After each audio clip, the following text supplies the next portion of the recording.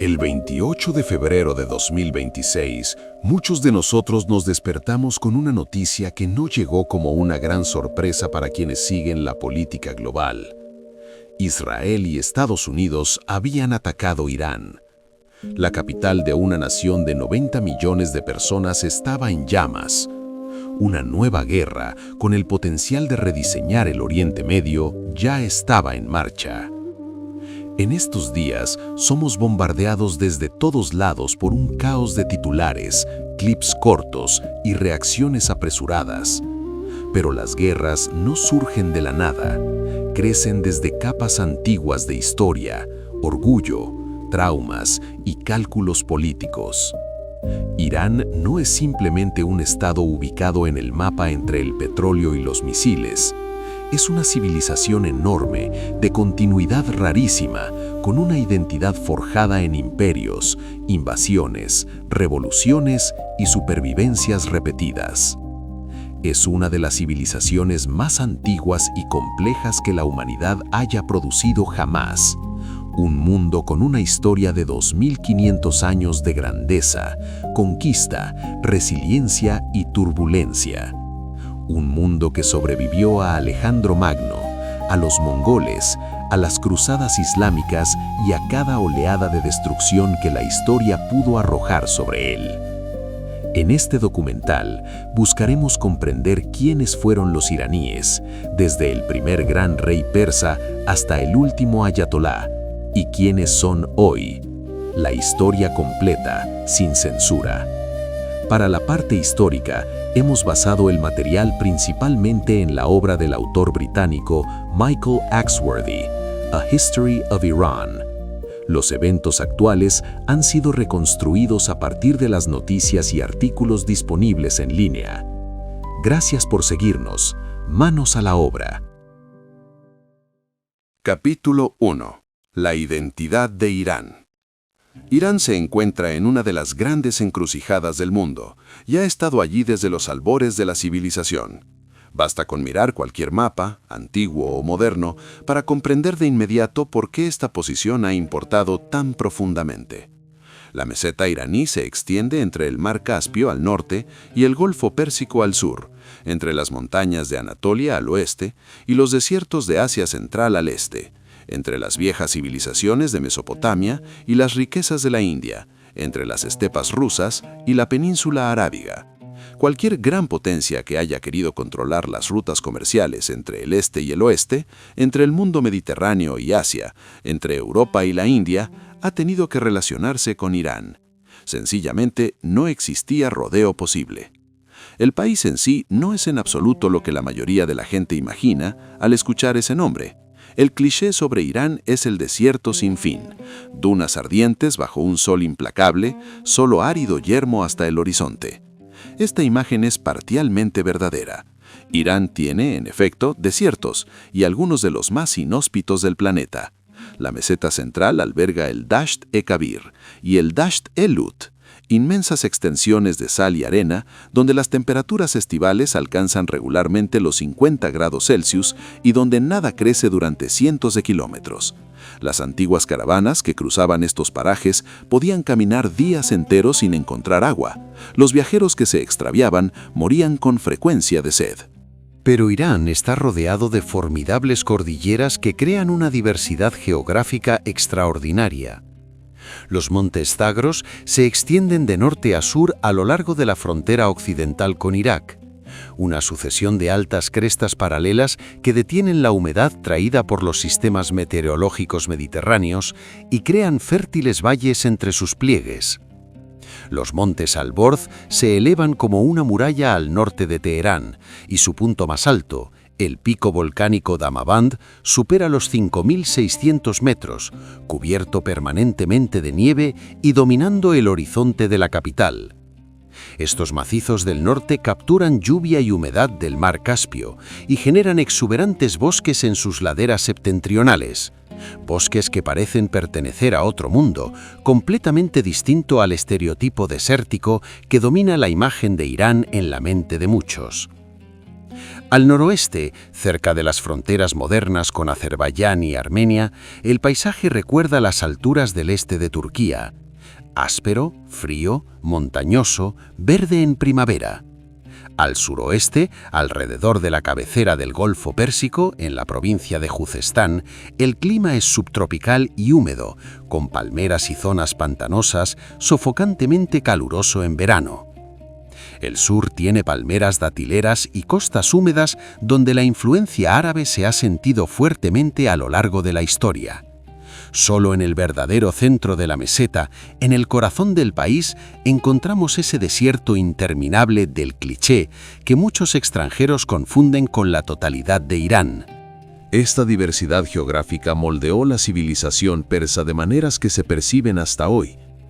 Las montañas ofrecieron protección frente a las invasiones. Los ejércitos no podían barrer Irán con la misma facilidad con que podían cruzar las llanuras de Mesopotamia o las estepas de Asia Central. Pero las montañas también crearon fragmentación. Regiones distintas, aisladas unas de otras por terrenos de difícil acceso, desarrollaron culturas, dialectos e identidades propias. La población nunca estuvo verdaderamente unificada. Los desiertos levantaron barreras entre los centros de población, pero también funcionaron como corredores, rutas precisas que los comerciantes y los ejércitos podían seguir. Quien controlaba los caminos de las caravanas y las fuentes de agua controlaba en realidad el movimiento sobre la meseta iraní. La posición de encrucijada del viejo mundo significó un contacto constante, deseado o forzado, con civilizaciones de todas direcciones. Mesopotamia estaba al oeste, con su mundo sumerio, acadio, babilonio y asirio. La India llamaba al este, con sus riquezas, especias y tradiciones filosóficas. Los pueblos nómadas de las estepas amenazaban desde el norte, escitas, turcos, mongoles, cada cual a su tiempo. Arabia quedaba al sur y al oeste, inicialmente periférica, pero en última instancia decisiva. Irán absorbió influencias de todas estas direcciones, las transformó, las sintetizó y creó algo distinto, propio. Ahora es necesario hablar del problema de los nombres, que importa mucho más de lo que parece a primera vista. Los griegos antiguos llamaron a esta región Persia, por la provincia de Fars, en el sur, la patria de los hombres que levantaron el primer gran imperio persa. El nombre perduró. Durante más de 2000 años, los europeos llamaron Persia a todo el país y persas a sus habitantes. Generaciones enteras crecieron leyendo sobre el imperio persa, sobre los gatos y las alfombras persas, sobre la cultura y la poesía persas. Pero la gente que vivía efectivamente en esta tierra nunca se llamó a sí misma persa, y su país no fue Persia en su propio lenguaje. Se llamaron a sí mismos iraníes y a su tierra Irán. La palabra proviene de tiempos muy remotos, probablemente de una forma primitiva como Aidianam, con el sentido de los arios o de los nobles. Es la misma raíz que aparece en sánscrito como Arya, con el significado de noble, y, por desgracia, la misma raíz que fue tergiversada y pervertida más tarde en las teorías raciales que alimentaron la ideología nazi del siglo XX. Pero en su contexto original significaba algo mucho más simple y menos siniestro, una etiqueta de identidad para los pueblos de lengua irania que se asentaron en la meseta. En 1935, Reza Shah Pahlavi, el monarca modernizador que gobernó Irán entre las dos guerras mundiales, pidió oficialmente a los gobiernos extranjeros que usaran el nombre Irán en lugar de Persia en todas las comunicaciones y documentos oficiales. El cambio fue deliberado y simbólico. Reza Shah quería desligar a su país de lo que él veía como las asociaciones decadentes, atrasadas y humillantes de la Persia de otras épocas. Quería que Irán sonara moderno, orgulloso, conectado a la gloria antigua, no a las humillaciones recientes. Mucha gente, incluyendo muchos iraníes de la diáspora, sigue prefiriendo el término Persia precisamente porque conserva esas asociaciones más antiguas, a menudo más luminosas, el romanticismo de las rosas y los ruiseñores, no la atmósfera opresiva de la revolución y la represión. Pero ambos nombres designan el mismo lugar, la misma historia, la misma civilización.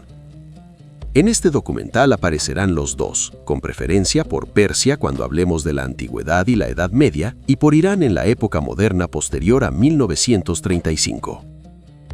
La lengua que se habla en Irán es el persa, o como lo llaman los iraníes, el farsi. Este hecho importa enormemente para comprender la identidad iraní y su resistencia frente a las conquistas y las catástrofes. El persa es una lengua indoeuropea, estrechamente emparentada con el sánscrito, el latín, el alemán y el inglés. Un hablante de inglés que empieza a aprender persa descubre rápidamente palabras sorprendentemente familiares. Pedar significa padre, emparentado con el latín pater y el inglés father. Dochtar significa hija o chica, emparentado con el alemán Tochter.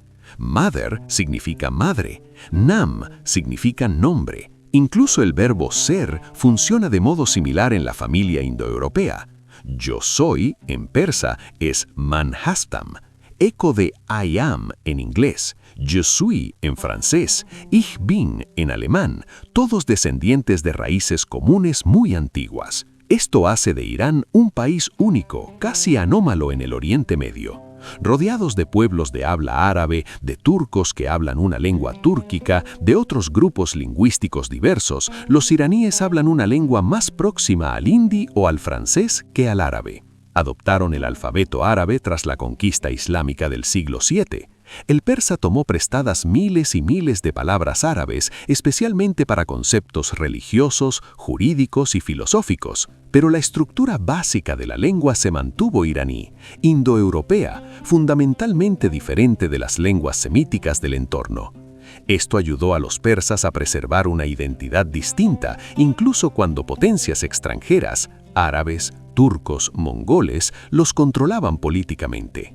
La lengua fue refugio, señal de diferencia, portadora de la memoria y la cultura preislámica, incluso bajo dominación islámica. Todo ello, en la posición geográfica de Irán, creó simultáneamente una oportunidad extraordinaria y un peligro permanente. La encrucijada trajo comercio y el comercio trajo riqueza a quienes controlaban las rutas. Trajo ideas y tecnologías de todas las direcciones. Trajo intercambio cultural y sofisticación cosmopolita a las ciudades persas. Pero también trajo ejércitos. Cualquier imperio aspirante necesitaba controlar o neutralizar a Irán. Quien dominaba esta región dominaba las rutas entre los grandes imperios y civilizaciones del mundo antiguo. Eso hizo a Irán perpetuamente valioso y perpetuamente vulnerable. La geografía no es destino, pero lo moldea con fuerza. Y la geografía de Irán moldeó una de las civilizaciones más notables del mundo. Capítulo 2. Ciro el Grande y los aqueménidas. A mediados del siglo VI a.C., los iraníes no dominaban nada de importancia. Vivían a la sombra de vecinos más poderosos, pagaban tributo, sobrevivían, pero no prosperaban. Al noroeste, el imperio medo controlaba gran parte de la meseta iraní y extendía su poder hasta Anatolia. Al oeste, reinos como Lidia, en la actual Turquía occidental, y Babilonia, en Mesopotamia, imponían respeto y temor en todo el mundo antiguo. Al este, las estepas bullían de tribus nómadas, escitas y otros, que saqueaban impunemente los territorios sedentarios. Los persas ocupaban una provincia llamada Fars o Pars, en el sur del actual Irán, y pagaban tributo a los medos. Eran vasallos, súbditos, no señores. Nadie temía a los persas. Nadie imaginaba que llegarían a ser alguien. Hacia el año 559 a.C., un príncipe llamado Ciro, Kurosh en la pronunciación persa, se convirtió en rey de un pequeño estado persa, con centro en la ciudad de Anshan. En menos de una década, este gobernante oscuro crearía uno de los imperios más grandes que el mundo había visto hasta entonces, extendido desde el Mediterráneo hasta Asia Central. Y la manera en que lo logró dice algo esencial sobre la cultura política persa, algo que resonaría a lo largo de los siglos y explicaría, en parte, la resiliencia de Persia, la preferencia por la absorción y la integración, no por la destrucción y la dominación. Ciro se rebeló contra Astiages, el rey de los Medos, su suzerano, y según algunas tradiciones, incluso su abuelo materno. En el 559 a.C., capturó la capital meda, Ecbatana, la actual Hamadán. Pero en lugar de destruir a los medos, humillarlos, dispersarlos o reducirlos a la esclavitud, la práctica habitual de los conquistadores antiguos, Ciro actuó de otra manera. Integró a los medos como socios menores en su nuevo imperio. Emparentó con la familia real meda por matrimonio. Nombró medos para altos cargos en el gobierno y en el ejército. Y se presentó no como el destructor del imperio medo, sino como su legítimo heredero, el sucesor de pleno derecho que unía las herencias persa y meda. Este patrón, conquista seguida de integración y síntesis, no de aniquilación, se convirtió en un rasgo definitorio de Persia. Tras asegurar su base, Ciro marchó hacia el oeste, contra Lidia, el reino del oeste de Anatolia gobernado por Creso, cuyo nombre se convirtió en sinónimo de riqueza. El tesoro de Creso era legendario, repleto de oro de los ríos lidios. Antes de atacar a Ciro, Creso consultó el oráculo de Delfos, preguntando si debía emprender la guerra contra Persia. El oráculo le respondió que, si atacaba, un gran imperio caería. Creso lo interpretó como un estímulo. Atacó. El oráculo tuvo razón. Un gran imperio cayó. Pero fue el de Creso, no el de Ciro. Ciro derrotó al ejército lidio, capturó Sardes y se apoderó del fabuloso tesoro. El oro de Lidia financió conquistas persas aún mayores. Luego, Ciro se volvió hacia el mayor de los premios, Babilonia, la ciudad más grande y magnífica de Mesopotamia, quizá de todo el mundo antiguo. En el 539 a.C., en medio de turbulencias internas y conflictos religiosos bajo su propio rey, Nabónido, muchos babilonios recibieron a Ciro como un libertador. Las puertas se abrieron. Ciro entró en Babilonia sin batalla, sin derribar murallas, sin quemar templos. La conquista sin derramamiento de sangre de la mayor ciudad del Oriente Próximo se convirtió en leyenda. Lo que siguió muestra exactamente en qué sentido el imperio persa se diferenció fundamentalmente de los imperios anteriores.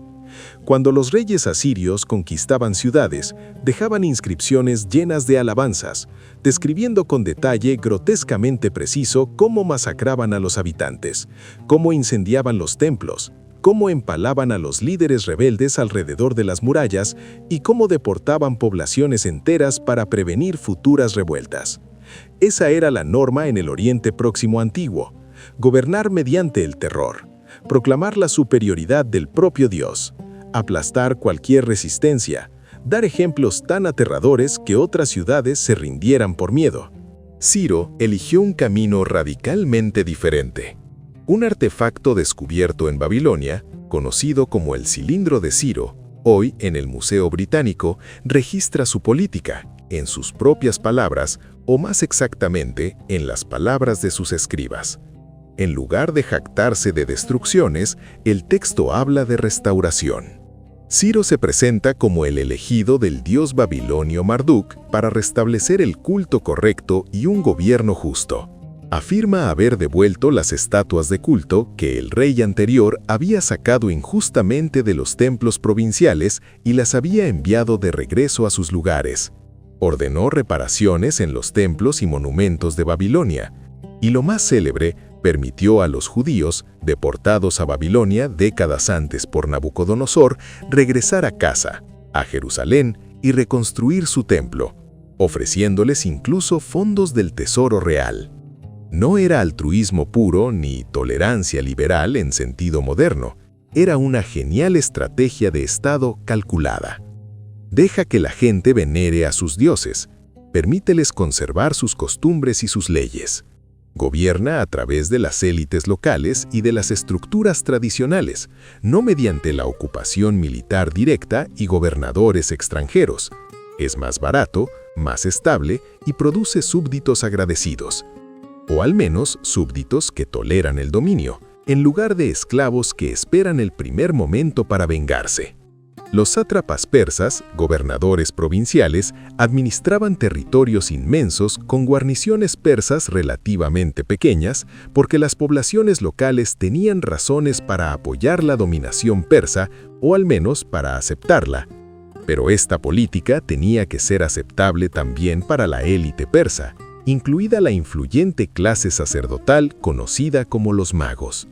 Detrás de ella existía un marco religioso y ético que ponía el precio en la verdad, la justicia y el orden cósmico, más que en la dominación cruel y el terror. Ese marco era el zoroastrismo, aunque la relación exacta de Ciro con esta religión sigue siendo frustrantemente poco clara. Zoroastro, Zaratustra en su forma original, Zardosht en el persa moderno, fue un profeta cuyas fechas han sido disputadas interminablemente por los estudiosos. Probablemente vivió en torno al año 1000 a.C., quizá en el este de Irán o en Asia Central. Sus enseñanzas, anotadas siglos después en textos conocidos colectivamente como el Avesta, introdujeron ideas que iban a ser revolucionarias no solo para Irán, sino para el pensamiento religioso de la humanidad en general. Predicaba la existencia de un único Dios supremo, Ahura Mazda, el Señor sabio, creador de todo lo bueno y lo verdadero. Decía que los hombres tienen libre albedrío y pueden elegir entre el bien y el mal, que tras la muerte serán juzgados por sus elecciones, que existe el cielo y el infierno. Hablaba de ángeles y demonios, de una batalla cósmica entre las fuerzas de la luz dirigidas por Ahura Mazda y las fuerzas de las tinieblas conducidas por Ahriman, el destructor, de la victoria final del bien, de la resurrección de los muertos y del juicio final. Estas ideas nos resultan familiares porque el zoroastrismo influyó profundamente en el desarrollo del judaísmo durante y después del exilio babilónico, y a través del judaísmo influyó en el cristianismo y el islam. Los conceptos de cielo e infierno, ángeles y demonios, el juicio final, la resurrección de los muertos, la lucha cósmica entre el bien y el mal, todos parecen haber entrado en el pensamiento judío a través del contacto con el zoroastrismo persa. Fue, posiblemente, la primera religión verdaderamente monoteísta del mundo, o al menos muy próxima a ello. Hacía hincapié en la elección moral, la responsabilidad personal, decir la verdad como virtud suprema y la justicia como principio divino inscrito en la propia textura de la realidad. Si Ciro era personalmente un devoto zoroástrico o simplemente empleaba esta ética con fines políticos, sigue siendo incierto. El cilindro de Ciro invoca a Marduk, no a Ahura Mazda, pero los valores zoroástricos penetran claramente en la cultura persa e influyeron en la política imperial. Las prácticas administrativas reflejaban estas ideas, relativamente tolerantes para la época, relativamente preocupadas por la justicia, más interesadas en la estabilidad y la prosperidad que en las demostraciones de poder mediante la crueldad teatral. El cilindro de Ciro no se parece en nada a la propaganda del terror de las inscripciones asirias. Es una propaganda de otro tipo, que insiste en la restauración, en el respeto por las religiones y costumbres locales, en un reinado benevolente que trae paz y prosperidad. Tras la muerte de Ciro, muerto en combate contra tribus nómadas del extremo noreste, según Heródoto, a manos de una guerrera reina de los masagetas, su hijo Cambises amplió aún más el imperio, conquistando Egipto en el 525 a.C. Pero entonces llegó la crisis. En el 522 a.C., una revuelta estalló en el corazón de Persia, liderada por un sacerdote mago que afirmaba ser Bardía, el hermano menor de Cambises. La revuelta se apoyó en descontentos económicos reales. Décadas de costosas guerras externas bajo Ciro y Cambises habían generado resentimientos, especialmente cuando se combinaban con una dura tributación. El usurpador, llamado Gaumata en las fuentes persas, prometió exenciones fiscales y el fin del reclutamiento militar. También mostró intolerancia religiosa, destruyendo los templos de los grupos religiosos a los que consideraba rivales. Los paralelismos con una revolución iraní mucho más tardía son llamativos. Una figura religiosa carismática se apodera del poder de un monarca percibido como opresor, impone la ortodoxia contra el pluralismo, ataca a los incrédulos y asegura el apoyo decisivo a través del descontento económico y el cansancio de la guerra. En Irán, la historia tiene la costumbre de regresar bajo formas reconocibles. Gaumata fue asesinado por Darío, miembro de una rama colateral de la familia real, quien luego luchó durante un año de guerras civiles para imponerse como rey. Darío fue uno de los más grandes gobernantes aqueménidas, quizá el segundo después de Ciro. Reorganizó el imperio en provincias llamadas satrapías, cada una dirigida por un sátrapa, generalmente un noble persa, que gobernaba sin embargo según las leyes y costumbres locales.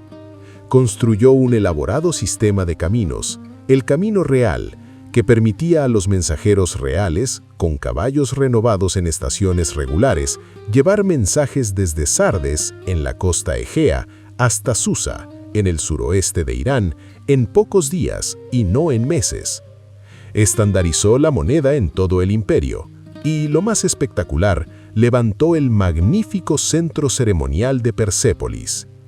Persépolis quita el aliento incluso en sus ruinas actuales.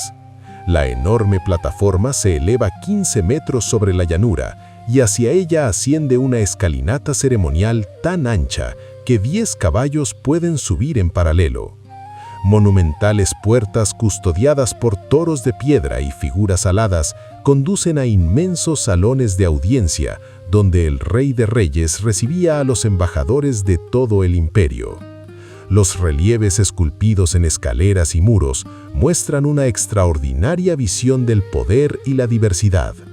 Medos y persas se encuentran juntos en posiciones de honor, y delegaciones de 23 pueblos sometidos traen tributo, caballos de Asia Central, oro de Lidia, bienes preciosos de Egipto y la India, cada delegación con sus trajes característicos, cada una tratada con dignidad, no presentada como una multitud de esclavos. El mensaje es claro: este es un imperio de muchos pueblos, vasto en extensión, unido bajo dominación persa, pero que respeta las diferencias. Darío condujo también campañas en Europa, conquistando Tracia y Macedonia, trayendo por primera vez el extremo noroccidental de Europa bajo control persa. Pero llegó entonces el conflicto con las ciudades-estado griegas, un conflicto cuya sombra coloreó las percepciones occidentales sobre Persia durante 25 siglos. En el 499 a.C., las ciudades griegas de Jonia, en la costa egea de Anatolia, se sublevaron contra la dominación persa. Atenas y Eretria, en el continente griego, enviaron barcos para apoyar la revuelta. Las fuerzas persas aplastaron la sublevación, pero Darío decidió castigar a los griegos del continente. En el 490 a.C., tras los preparativos, una expedición persa cruzó el mar Egeo y desembarcó en Grecia. En Maratón, una pequeña llanura al noreste de Atenas, los atenienses y sus aliados salieron al encuentro de los persas en batalla. Contra todo pronóstico, los griegos obtuvieron una victoria asombrosa, matando a miles de persas y empujando al resto hacia sus barcos. Para Persia, Maratón fue un fracaso menor, una expedición punitiva fallida en el extremo lejano del imperio. La revuelta de Egipto en el 486 a.C. importaba mucho más estratégicamente. Pero para los griegos, Maratón se convirtió en leyenda, el momento en que los griegos libres derrotaron a la fuerza del despotismo oriental, el momento en que la civilización occidental habría demostrado su superioridad frente a la barbarie del este. El simbolismo moldeó el pensamiento occidental durante milenios. Darío murió antes de poder responderle a Maratón. Su hijo Jerjes lanzó una inmensa invasión de Grecia en el 480 a.C., con un ejército y una flota formidables. La campaña produjo episodios aún más célebres. El rey espartano Leónidas y sus 300 guerreros resistiendo hasta el final en las Termópilas, comprando tiempo con sus vidas. La flota persa destruida en Salamina por la flota griega. La retirada persa tras las derrotas de Platea y Mícala en el 479 a.C. La manera en que los griegos narraron estos eventos quedó grabada en la imaginación occidental como anzuelos con garfios. Los griegos se dijeron a sí mismos y a sus descendientes que los persas eran el enemigo arquetípico, decadentes a pesar de su riqueza, tiránicos a pesar de su refinamiento, bárbaros a pesar de sus ciudades y su magnífico arte. En la mente de Europa, los persas se convirtieron en el eterno otro oriental, en oposición al cual Occidente definía su identidad. Pero la perspectiva griega era propaganda, útil a sus propios fines. Los persas no eran necesariamente más tiránicos que las ciudades-estado griegas, que practicaban la esclavitud a gran escala, abandonaban con frecuencia a sus hijas recién nacidas y también hicieron imperialismo brutal cuando tuvieron ocasión. Lo que realmente molestaba a los griegos era que los persas, no los griegos, controlaban tanto del mundo que importaba. El imperio aqueménida perduró casi 2 siglos más después de las guerras griegas. En general estable y próspero, a pesar de algunas revueltas ocasionales en Egipto y de guerras con los griegos. Luego llegó Alejandro de Macedonia. En el 334 a.C., el rey de 22 años invadió Asia Menor con un ejército greco-macedónico de quizá 40.000 hombres. En 3 años, conquistó todo el imperio persa. El último rey aqueménida, Darío III, huyó de batalla en batalla y fue finalmente asesinado por sus propios nobles. Alejandro incendió Persépolis. Sí, deliberadamente, como venganza por el incendio de Atenas por Jerjes, o accidentalmente, durante borracheras y celebraciones, sigue siendo objeto de debate. El imperio fundado por Ciro terminó entre llamas y sangre. Pero la civilización persa no se acabó. Alejandro murió joven, en Babilonia, en el 323 a.C., probablemente de enfermedad tras excesos de alcohol. Su imperio se fragmentó de inmediato entre sus generales. La parte oriental le correspondió a Seleuco, quien intentó gobernar como un rey helenístico, injertando cultura y administración griegas sobre fundamentos persas. Nunca funcionó del todo.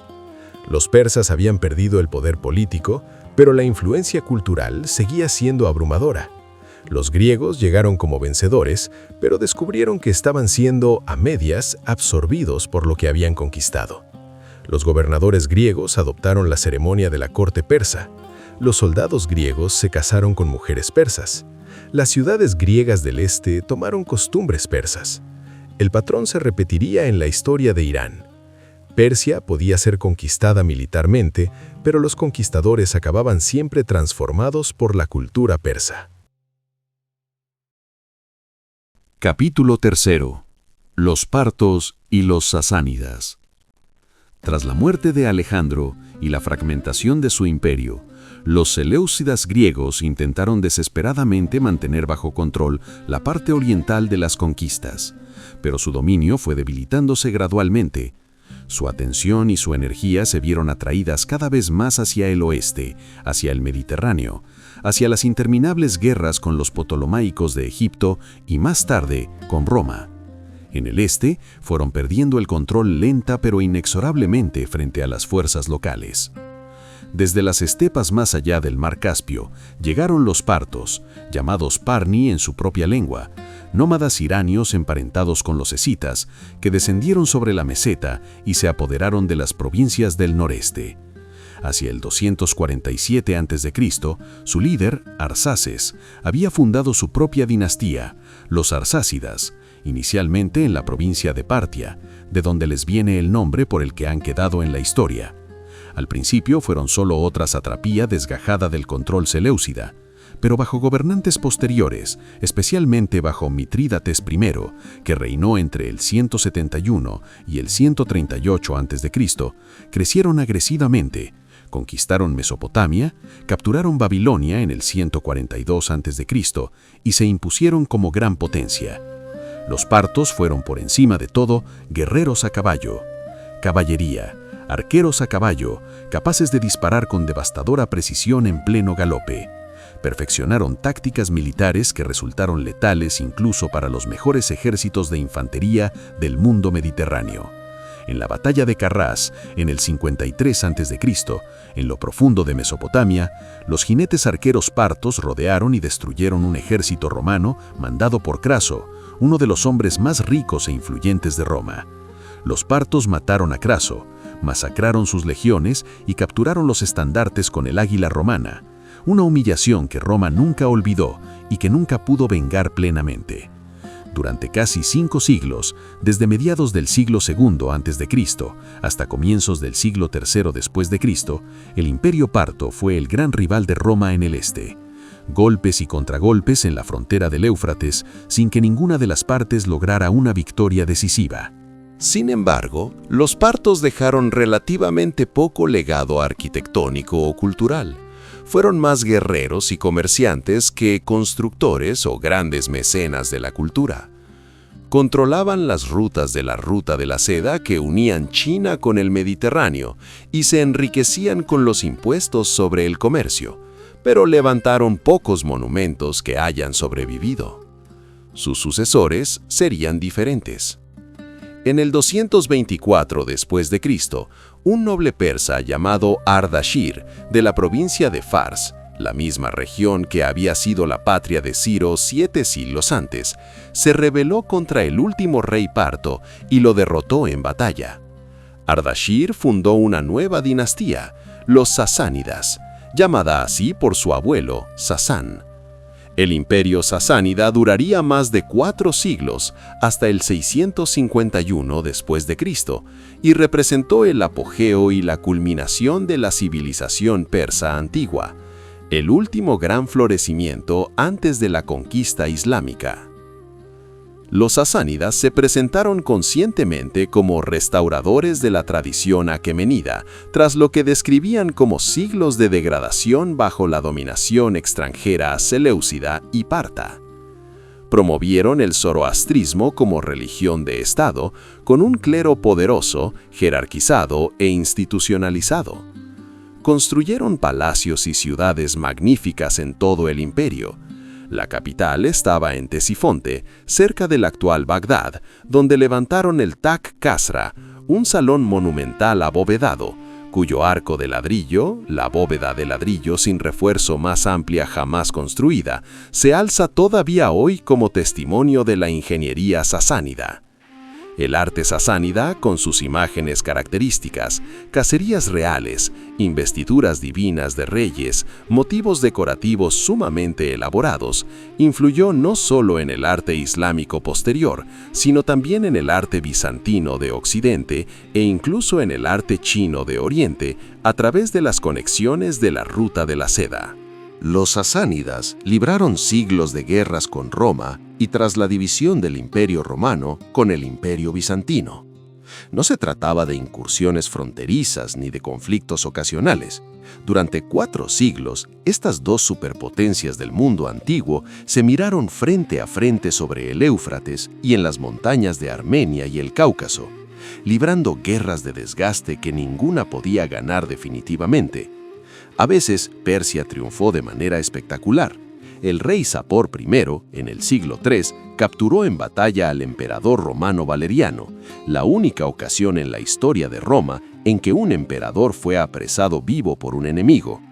Las fuentes romanas describen cómo Sapor habría humillado a Valeriano usándolo como escalón cuando montaba a caballo, y cuando Valeriano murió en cautiverio, Sapor habría despellejado su cadáver, teñido la piel de rojo y la habría disecado como monumento permanente de la victoria persa. Otras veces, Roma respondía con igual dureza. El emperador Juliano invadió profundamente el territorio persa en el 363 después de Cristo, antes de morir en combate, y su ejército escapó por poco de la destrucción. Pero ningún imperio podía eliminar permanentemente al otro. Estaban demasiado equilibrados. Recursos comparables, posiciones estratégicas similares, una simetría de poder que hacía imposible la victoria final. Se desgastaron en guerras interminables que produjeron, en esencia, solo agotamiento.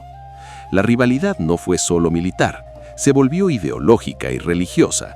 El cristianismo se convirtió en religión de Estado en Roma y Bizancio.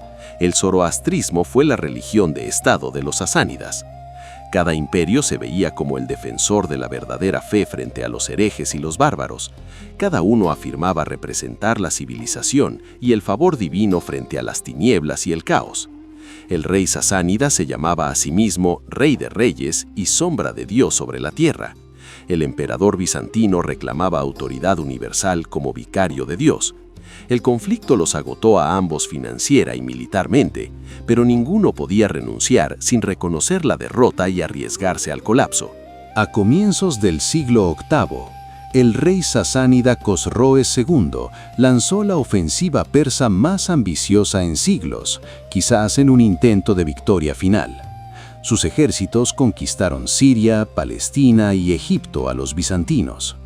Las fuerzas persas llegaron a orillas del Mediterráneo por primera vez desde la conquista de Alejandro, 9 siglos antes. Llegaron incluso a asediar Constantinopla, amenazando con destruir por completo el imperio bizantino. Por un instante pareció que Persia iba a obtener la victoria total. Luego, el emperador bizantino Heraclio respondió con un contraataque genial.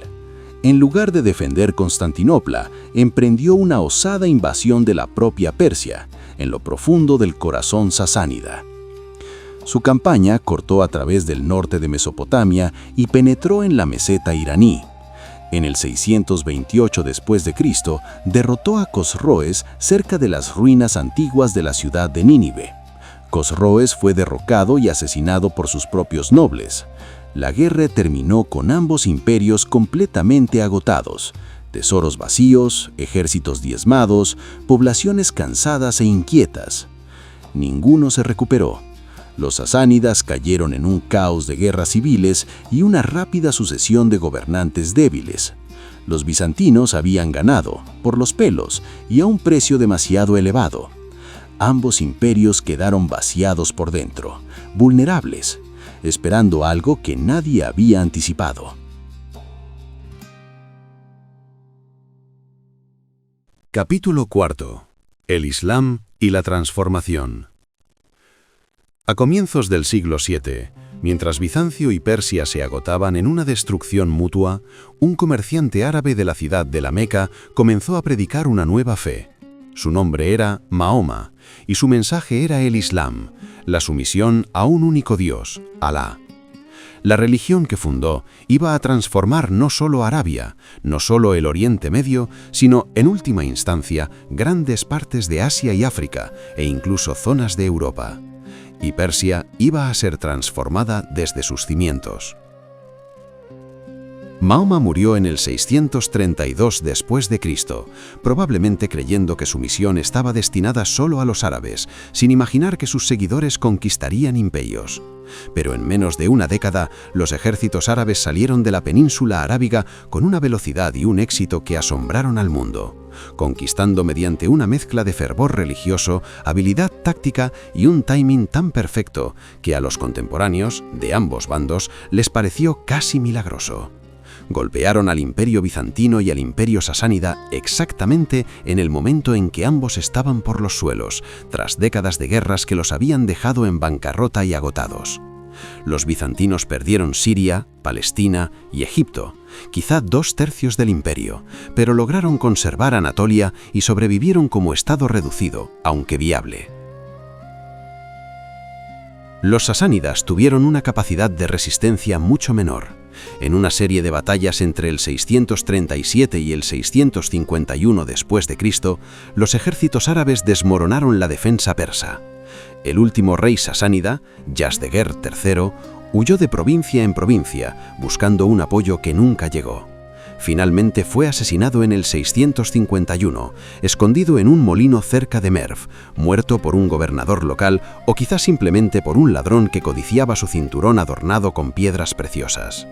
El imperio sasánida, que durante más de 4 siglos había sido el igual de Roma, simplemente dejó de existir.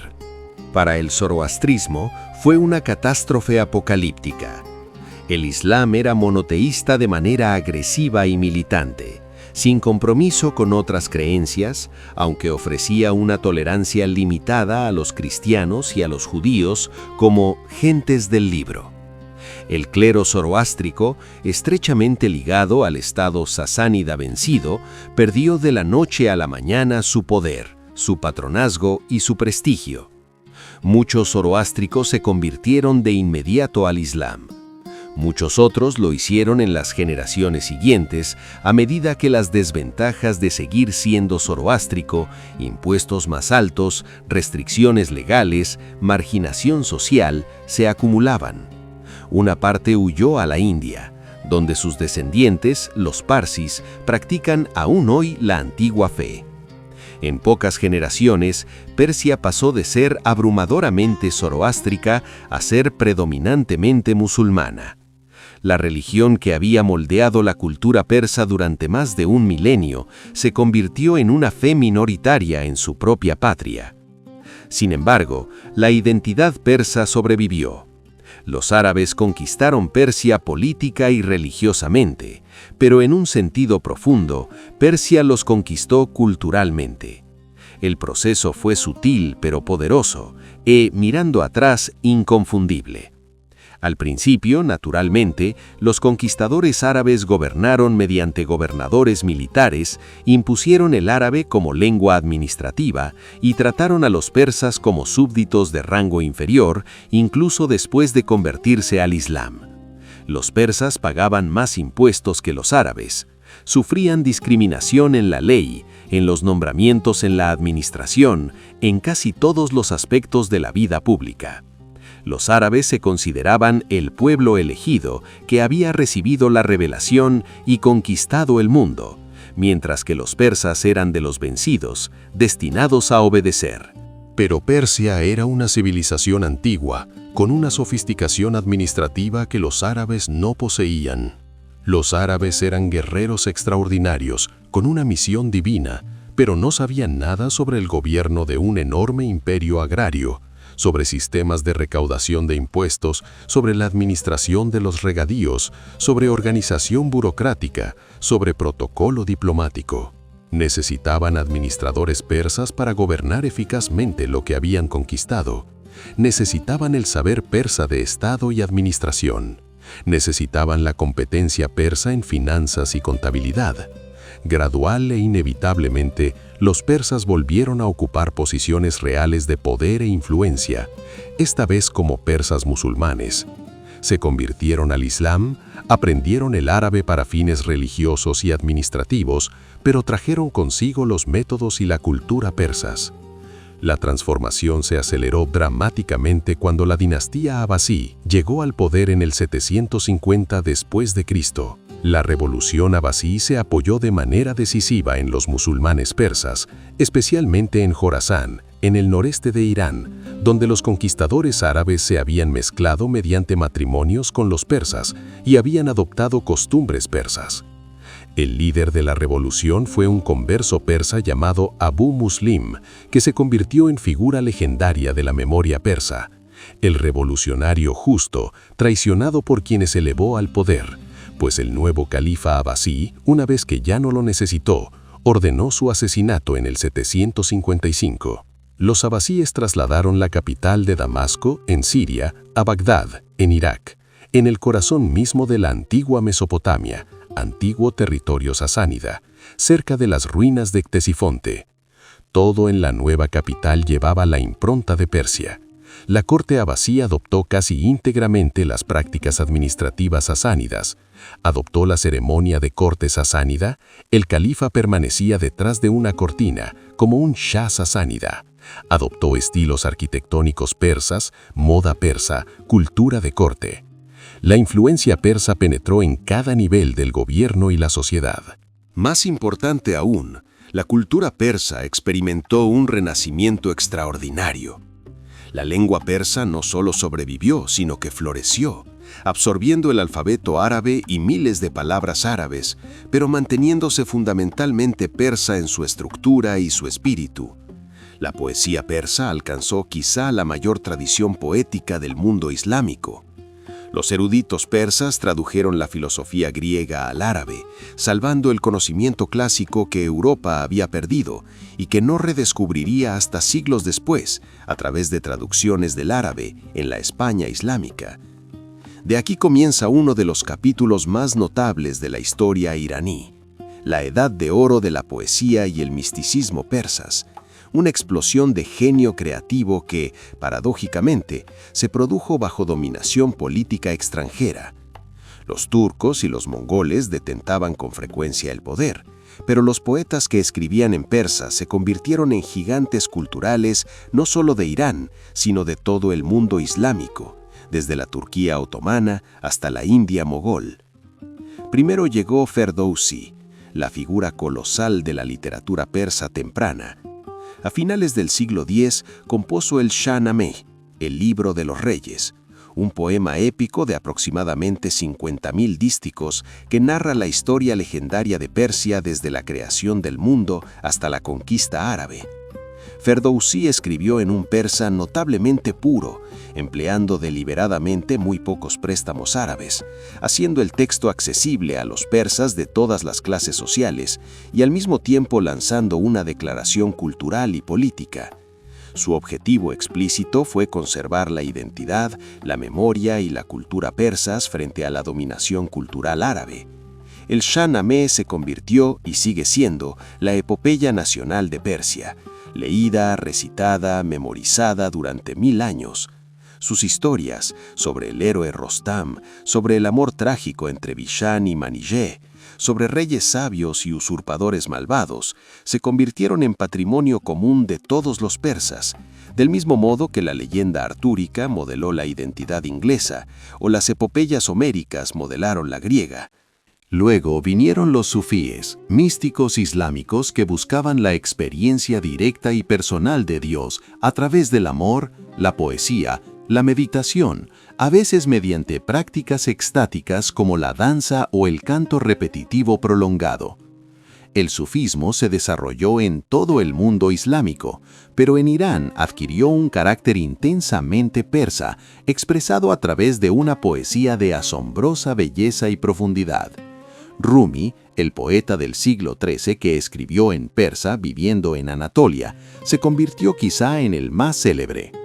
8 siglos después de su muerte, es uno de los poetas más vendidos en América y sus versos trascienden el tiempo y la cultura, hablando del amor divino en imágenes de vino, ebriedad e intoxicación espiritual, imposibles de encasillar simplísticamente en una etiqueta religiosa. Hafez, escribiendo en el siglo XIV en Shiraz, perfeccionó el ghazal persa, poemas líricos breves, generalmente de entre 7 y 15 dísticos, que exploran el amor terrenal y divino, el vino literal y metafórico, la hipocresía de las autoridades religiosas y la búsqueda de sentido en un mundo inseguro. Su diván, la colección de poemas, se encuentra desde hace 6 siglos en casi todos los hogares iraníes. Los iraníes consultan a menudo a Hafez buscando orientación, abren el libro al azar y leen el verso que aparece como si fuera un consejo llegado de más allá del mundo ordinario. Su poesía se canta en bodas, se cita en discursos políticos, es memorizada por los niños y analizada por los eruditos. Para muchos, representa el cenit absoluto de la cultura persa. Sadi, otro poeta de Shiraz, un siglo antes que Hafez, escribió el Gulestán y el Bustán, colecciones de cuentos y versos en prosa y poesía, que ofrecen enseñanza moral envuelta en belleza y humor. Su humanismo, su ironía suave frente a las pretensiones y la hipocresía, su sabiduría práctica sobre la naturaleza humana, han hecho que su obra sea amada en la cultura persa y preservada durante 7 siglos. Estos poetas escribieron en tiempos de caos y violencia política, invasiones mongolas, dominación turca, guerras dinásticas. Y sin embargo, crearon obras tan poderosas que moldearon la identidad persa más profundamente de lo que jamás podría haberlo hecho ningún rey o conquistador.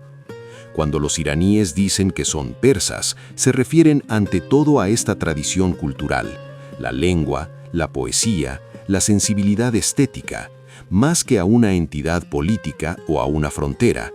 El imperio de la mente resultó mucho más duradero que cualquier imperio de la espada.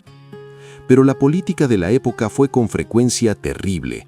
En el siglo XI, tribus turcas, los Seleucidas, conquistaron Persia y se instalaron como dinastía gobernante.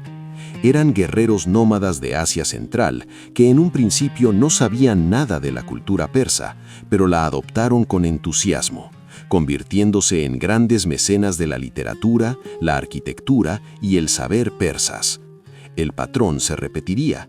Conquistadores llegados de afuera derrotaban a los ejércitos persas por número o táctica, y luego, en una generación, eran absorbidos por la cultura persa.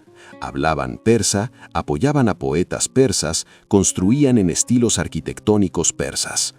Luego llegaron los mongoles y, por un tiempo, pareció que la propia cultura persa podría morir. En el siglo XIII, Gengis Khan y sus ejércitos barrieron Asia Central y entraron en Irán con una violencia apocalíptica. Las campañas mongolas fueron más exterminio que conquista. Ciudades fueron arrasadas hasta los cimientos. Poblaciones urbanas enteras fueron masacradas, mujeres y niños incluidos. Sistemas de riego construidos durante siglos fueron destruidos. Bibliotecas ardieron. La devastación fue inmensa. Algunos historiadores estiman que la población de Irán disminuyó quizá en 1/3 o incluso en la mitad, una de las mayores catástrofes demográficas de la historia. Al principio, los mongoles no mostraban ningún interés por la cultura persa ni por ninguna cultura sedentaria. Eran destructores, y su cosmovisión no podía aceptar la civilización asentada, sino como debilidad a explotar. Y sin embargo, incluso los mongoles cayeron, al final, bajo la gravedad de la cultura persa. En una sola generación, los gobernantes mongoles de Persia se convirtieron al Islam, adoptaron el persa como lengua administrativa y se convirtieron en mecenas del arte y la arquitectura persas. Hulagu, el nieto de Gengis Khan, que había destruido Bagdad en el 1258, llegó a apoyar a los eruditos persas. Sus sucesores levantaron magníficas mezquitas y madrasas, encargaron manuscritos persas, sostuvieron a poetas persas. Más tarde llegó Timur el Cojo, Tamerlán, quien en el siglo XIV conquistó Persia con una brutalidad comparable a la de los mongoles, levantando pirámides de cráneos para aterrorizar a las ciudades hasta su rendición. Y sin embargo, su capital, Samarcanda, se convirtió en un brillante centro de cultura y saber persas. Sus descendientes, los timúridas, produjeron algunos de los ejemplos más refinados de miniatura persa, poesía persa y arquitectura persa jamás creados. Vista a lo largo de los siglos, la resiliencia es verdaderamente asombrosa. Los ejércitos podían destruir ciudades, masacrar poblaciones, destrozar estructuras políticas. Pero la cultura persa sobrevivió a cada catástrofe, absorbió a cada oleada de conquistadores y emergió de nuevo, aún reconocible. La lengua persa resistió a todos. La poesía siguió siendo escrita, copiada, recitada, apreciada. La identidad cultural perduró. Esta resiliencia provenía de varias fuentes. La geografía importó. La posición en la encrucijada trajo siempre personas e ideas nuevas, forzando una adaptación y síntesis continuas. Importó también la profundidad de los logros culturales, poesía, filosofía, arte, tradiciones tan ricas que ningún conquistador podía simplemente borrarlas. Pero hubo algo más difícil de captar con palabras. Un sentimiento de ser persa que trascendía la política y la religión, anclado en la lengua, la literatura y la memoria colectiva, en la conciencia de ser heredero de una grandeza antigua incluso en tiempos de derrota contemporánea. Capítulo V. El chiismo y los safávidas. A comienzos del siglo XVI, Persia atravesó una transformación que la define hasta hoy y que creó lo que reconocemos como identidad iraní moderna. Una nueva dinastía, los safávidas, tomó el poder y adoptó una decisión revolucionaria. Declaró el Islam chií religión oficial del Estado y comenzó la conversión forzosa de sus súbditos. Esta decisión moldeó fundamentalmente todo lo que siguió, creando el Irán que conocemos hoy. Para comprender su significado, hay que entender cómo surgió el chiismo y qué significa. La ruptura entre el Islam sunita y el chiita tiene su origen en la muerte del profeta Mahoma, en el año 632. Mahoma no dejó instrucciones claras sobre la sucesión. La mayoría de los musulmanes aceptó la elección de la comunidad, Abu Bakr, el compañero cercano del profeta, como primer califa. Estos musulmanes y sus descendientes se convirtieron en los sunitas, mayoritarios en el mundo islámico. Pero una minoría consideró que el liderazgo debía permanecer en la familia del profeta, pasando legítimamente a su primo y yerno, Alí, que se había casado con la hija de Mahoma, Fátima. Estos se conocieron como chiitas, es decir, los partidarios o el partido de Alí. Alí llegó finalmente a ser el cuarto califa, pero fue asesinado en el 661. Su hijo Hassan fue obligado a abdicar, y su hijo menor, Hussein, fue muerto en la batalla de Karbala, en el 680, por fuerzas leales al califa omeya Yazid. Para los chiitas, el martirio de Hussein se convirtió en algo absolutamente central para su identidad y su práctica religiosa. Lo interpretaron como sufrimiento justo a manos de opresores corruptos, como la verdad aplastada por la maldad del mundo. La conmemoración anual de la muerte de Hussein en el mes de Muharram implica procesiones dramáticas, manifestaciones públicas de luto, autoflagelación en el caso de algunos participantes y una atmósfera abrumadora de duelo, injusticia y rabia moral. El simbolismo del martirio, de la resistencia ante probabilidades imposibles en nombre de la verdad y la justicia, incluso sabiendo que la derrota es segura, quedó grabado hondamente en la conciencia chií. Durante 1000 años después de la llegada del Islam a Persia, la mayoría de los persas fueron musulmanes sunitas. El chiísmo existió, por supuesto, con centros importantes en algunas ciudades persas, pero siguió siendo una fe minoritaria incluso en Persia. Los grandes logros culturales de la Edad Media, Ferdowsi, Rumi, Hafez, los avances científicos, se produjeron en un contexto predominantemente sunita. Luego, en 1501, todo cambió. Un líder llamado Ismail, en la adolescencia, al frente de una orden sufí militarizada del noroeste de Irán, condujo a sus fanáticamente devotos seguidores hacia una victoria decisiva. Conquistó Tabriz y se proclamó Shah. Tenía solo 14 o 15 años. Las descripciones contemporáneas lo presentan como apuesto, pelirrojo, físicamente fuerte, diestro con el arco y la espada, y dotado de un carisma extraordinario. Sus seguidores creían que poseía atributos semidivinos. Algunos creían literalmente que era Dios encarnado. Esta devoción extrema los hacía intrépidos en el combate. Muchos entraban en batalla sin armadura, convencidos de que la fe los hacía invulnerables. En el momento del triunfo, el Shah Ismail pronunció una proclamación revolucionaria. El chiísmo se convertiría en la religión oficial de su nuevo estado. Más aún, impuso la maldición pública de los 3 primeros califas que habían precedido a Alí, Abu Bakr, Umar y Usman, a quienes los sunitas veneraban como los califas bien guiados.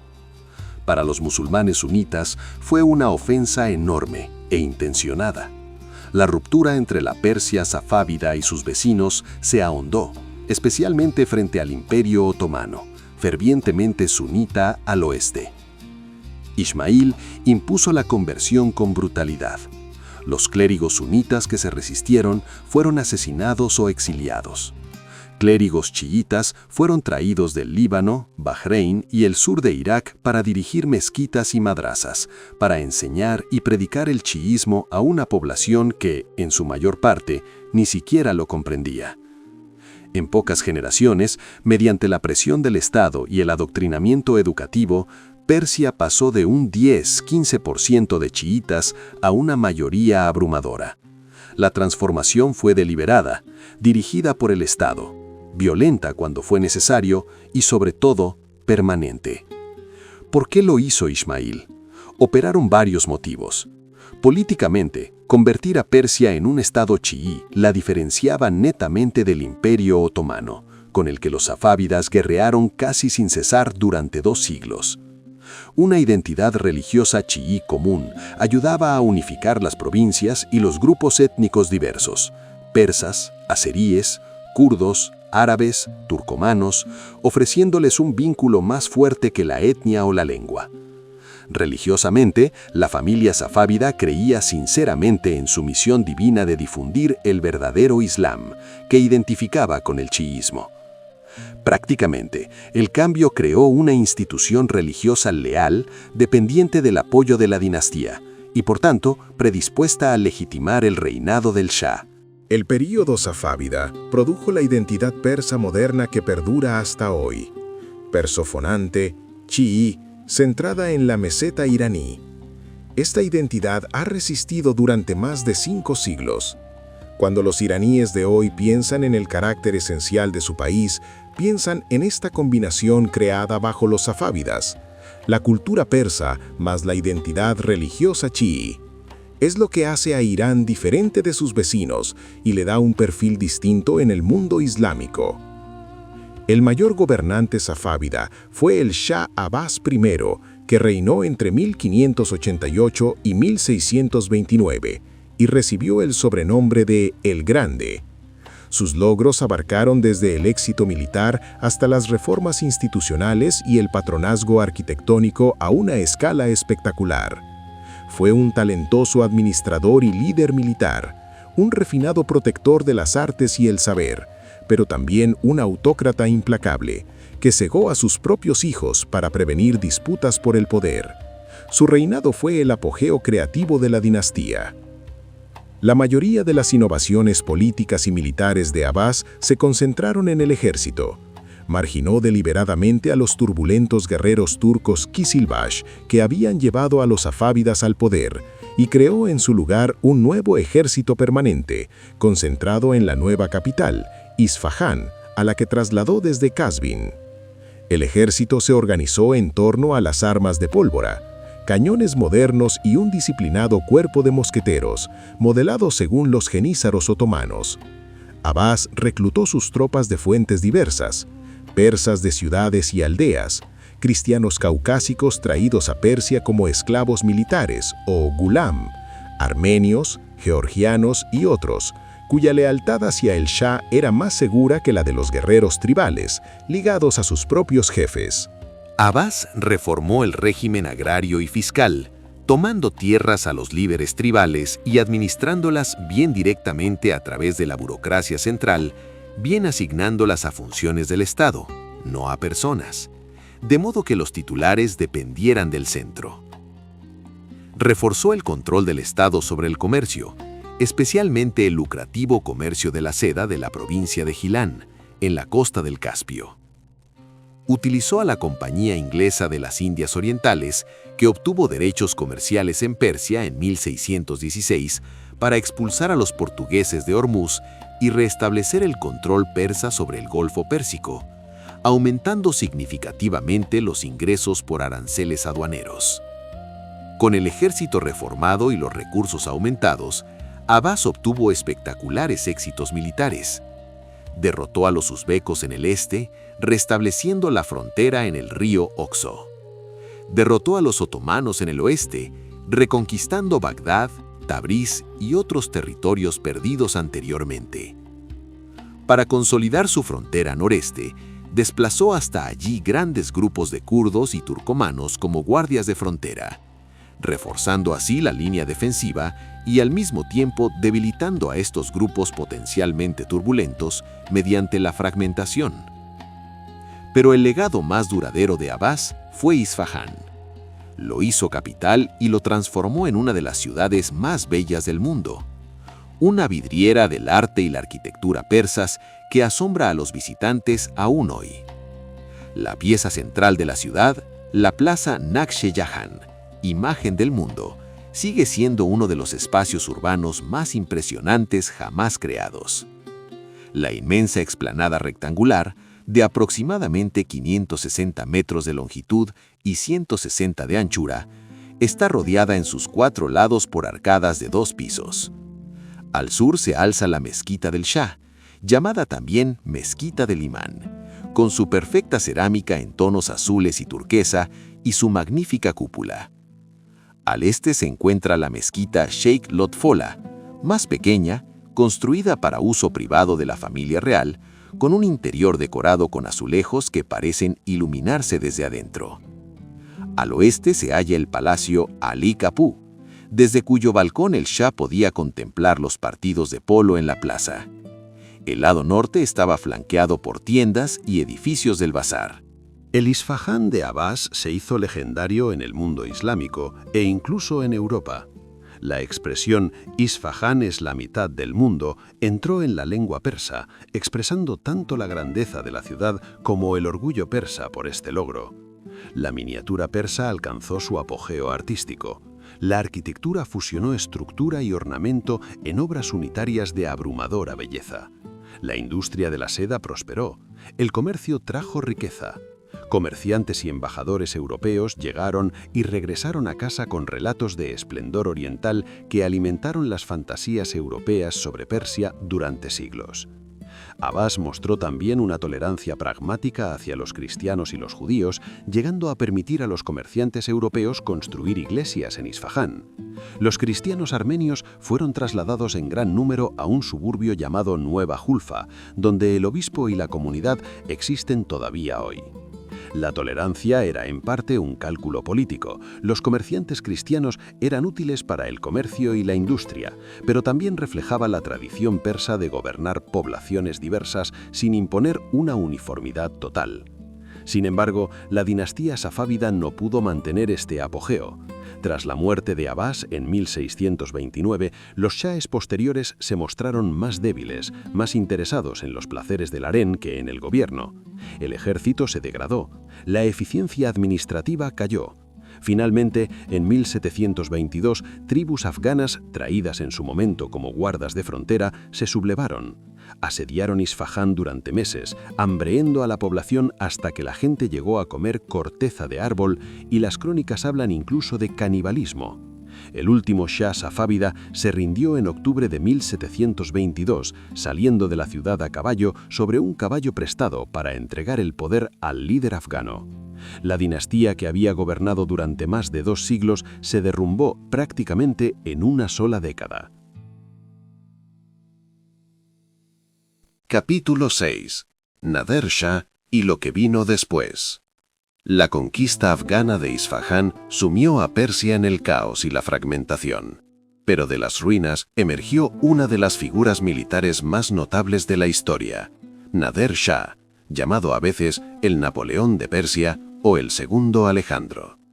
Su fulminante ascenso demostró que el genio individual todavía puede importar en la historia, que un solo hombre con un talento militar excepcional puede remodelar toda una región, al menos durante un tiempo. Nader comenzó como líder militar de la tribu turca Afshar de Jorasán, reuniendo la resistencia contra los invasores afganos. Los expulsó de Persia, reconquistó Isfahán y restauró formalmente el dominio safávida bajo un shah marioneta. Pero el éxito militar engendró ambición. En 1736, Nader se coronó shah, fundando su propia dinastía. Luego pasó a realizar conquistas a una escala que no se había visto desde las primeras conquistas islámicas, 8 siglos antes. Nader invadió Afganistán, conquistando Kandahar y Kabul. Luego, en 1739, invadió la India mogol, derrotó a un ejército indio numéricamente muy superior y saqueó Delhi, la capital mogola.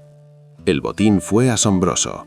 Nader se marchó con tesoros como el trono del pavo real, el diamante Koh-i-Noor, uno de los más grandes del mundo, y una riqueza tan inmensa que, según la leyenda, le habría permitido suspender la tributación en Persia durante 3 años. Realizó campañas en Asia Central contra los uzbecos, en el Cáucaso contra los rusos y los otomanos. Por breve tiempo, recreó algo semejante al antiguo imperio persa en su máxima extensión. Pero el éxito de Nader contenía las semillas de su destrucción. Las campañas permanentes exigían impuestos aplastantes para sostener los ejércitos. Su paranoia se volvió criminal al envejecer. Cegó a su propio hijo, sospechando una conspiración. Su crueldad se hizo proverbial. Finalmente, en 1747 fue asesinado por sus propios oficiales. Sin su genio militar, el imperio se fragmentó de inmediato. Nadie podía mantener unido lo que solo la fuerza de su personalidad había cohesionado. Persia cayó en décadas de caos. Varios caudillos locales se enfrentaron por el control. Finalmente, hacia finales de la década de 1780, un jefe tribal turcomano, Aga Muhammad Khan, de la tribu Qajar, logró reunificar el país mediante despiadadas campañas militares. Fundó la dinastía Qajar en 1789 y estableció su capital en Teherán. Pero los Qajar presidirían una larga época de declive y humillación que haría que la era safávida pareciera, en comparación, una auténtica edad de oro. El siglo XIX trajo a Persia cara a cara con el imperialismo europeo, y Persia se reveló desesperadamente superada. Los Qajar libraron guerras desastrosas con Rusia entre 1804 y 1813 y de nuevo entre 1826 y 1828, perdiendo cada batalla importante. En los tratados que pusieron fin a estas guerras, Persia fue obligada a ceder vastos territorios en el Cáucaso, Georgia, Armenia, gran parte de Azerbaiyán, tierras que habían sido persas durante siglos, a veces milenios. Los tratados impusieron condiciones humillantes, incluidas capitulaciones que otorgaban a los ciudadanos rusos inmunidad frente a la ley persa. Gran Bretaña, preocupada por la expansión rusa hacia la India, intervino constantemente en los asuntos persas, pero ofreció poco apoyo real. En cambio, la influencia británica y rusa creció mientras el Estado persa se debilitaba. Persia se convirtió en un estado tapón entre dos imperios, manipulado por ambos, controlada por ninguno. Los shahs concedieron privilegios económicos a compañías europeas en desesperados intentos de obtener ingresos. Ferrocarriles, telégrafo, minas, bancos, todo quedó bajo control extranjero. La más humillante fue la concesión del tabaco de 1890, otorgada a una compañía británica que recibía el monopolio de toda la producción y venta de tabaco en Persia. La concesión desencadenó protestas masivas lideradas por autoridades religiosas, forzando su anulación, pero demostrando tanto la rabia popular como la debilidad del gobierno. Intelectuales persas que viajaron a Europa o Rusia regresaron conmocionados por el abismo entre el progreso europeo y el atraso persa. Se plantearon preguntas dolorosas. ¿Por qué era Persia débil y Europa poderosa? ¿Qué había salido mal? ¿Cómo había llegado una civilización que había producido Persépolis e Isfahán a quedarse tan atrás? ¿Cómo podía modernizarse Persia sin perder su alma? Estas preguntas alimentaron la Revolución Constitucional de 1905-1911.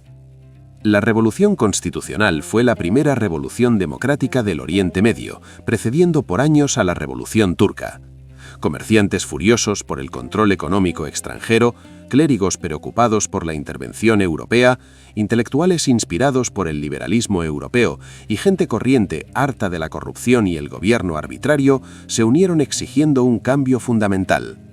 Tras protestas masivas, huelgas e incluso resistencia armada, el Shah fue obligado a ceder. En 1906 otorgó una constitución que limitaba el poder real y creó un parlamento elegido, el Majlis. Pero el éxito de la revolución fue limitado y temporal. El nuevo parlamento era débil, dividido por facciones. La interferencia extranjera continuó y se intensificó. En 1907, Gran Bretaña y Rusia firmaron la Convención Anglo-Rusa, dividiendo literalmente Persia en esferas de influencia sin molestarse siquiera en consultar al gobierno persa. El norte quedó para Rusia, el sur para Gran Bretaña, con una zona neutral entre ellas. Cuando los persas protestaron contra esta escandalosa violación de su soberanía, ambas potencias los ignoraron. La Primera Guerra Mundial trajo la catástrofe. Persia declaró su neutralidad, pero fue ocupada de todos modos por fuerzas rusas, británicas, otomanas y alemanas, que utilizaron el territorio persa como teatro de operaciones. La ocupación fue seguida del hambre, a medida que los ejércitos requisaban alimentos y paralizaban la agricultura. Murieron cientos de miles. El gobierno central casi dejó de funcionar. Líderes tribales y caudillos provinciales llenaron el vacío de poder. Persia parecía al borde del colapso total y de una posible división. De este caos surgió Reza Khan, un oficial militar duro y ambicioso, que dio un golpe de Estado en 1921 con apoyo británico, aunque pronto demostró que seguiría su propio plan. Hacia 1925 había marginado o eliminado a sus rivales, conseguido la deposición del último Shah Qajar y se había coronado como Reza Shah Pahlavi, fundando una nueva dinastía. Se presentó como modernizador al estilo de Mustafa Kemal Atatürk en Turquía, decidido a arrastrar a Persia al siglo XX por la fuerza, si era necesario. Reza Shah lanzó ambiciosos programas de modernización: carreteras, ferrocarriles, escuelas, hospitales y fábricas, reforma del ejército y de la burocracia, fomento de la industria, envío de estudiantes a estudiar al extranjero, debilitamiento del poder de los jefes tribales y de los líderes religiosos, construcción de un Estado moderno y centralizado. Al mismo tiempo, atacó prácticas tradicionales que consideraba atrasadas o vergonzosas. La medida más controvertida fue la prohibición del velo en 1936, obligando a las mujeres a aparecer en público sin cubrirse, una decisión que algunas mujeres progresistas acogieron con satisfacción, pero que muchas mujeres tradicionales vivieron como humillante y traumática. En 1935 cambió oficialmente el nombre internacional del país de Persia a Irán, simbolizando su visión de una nación moderna, orgullosa, liberada de las asociaciones decadentes de la Persia de la era Qajar. Pero sus métodos fueron autoritarios y a menudo brutales. La disidencia fue aplastada. El parlamento se convirtió en una mera formalidad. La corrupción floreció en torno a la corte, y sus intentos de enfrentar a las grandes potencias europeas entre sí fracasaron estrepitosamente. Cuando comenzó la Segunda Guerra Mundial, Reza Shah intentó mantenerse neutral, mostrando al mismo tiempo simpatía por Alemania, esperando que los alemanes contrarrestarían el poder británico y ruso. Fue un error catastrófico. En agosto de 1941, Gran Bretaña y la Unión Soviética invadieron y ocuparon Irán para asegurar las rutas de aprovisionamiento y los campos petrolíferos. Reza Shah fue obligado a abdicar en favor de su hijo de 21 años, Mohammad Reza. El joven Shah quedó completamente dependiente de la buena voluntad de los aliados, con una autoridad severamente limitada en un país ocupado. La ocupación fue devastadora económicamente. Irán sufrió hambre a medida que los ejércitos de ocupación requisaban alimentos. La hiperinflación destruyó los ahorros de la gente. Las tropas aliadas se comportaron como una fuerza de ocupación, a pesar de las declaraciones oficiales de que Irán era un valioso socio. La humillación demostró que, a pesar de la modernización de Reza Shah, Irán seguía siendo vulnerable ante las potencias extranjeras que podían violar su soberanía cada vez que les convenía.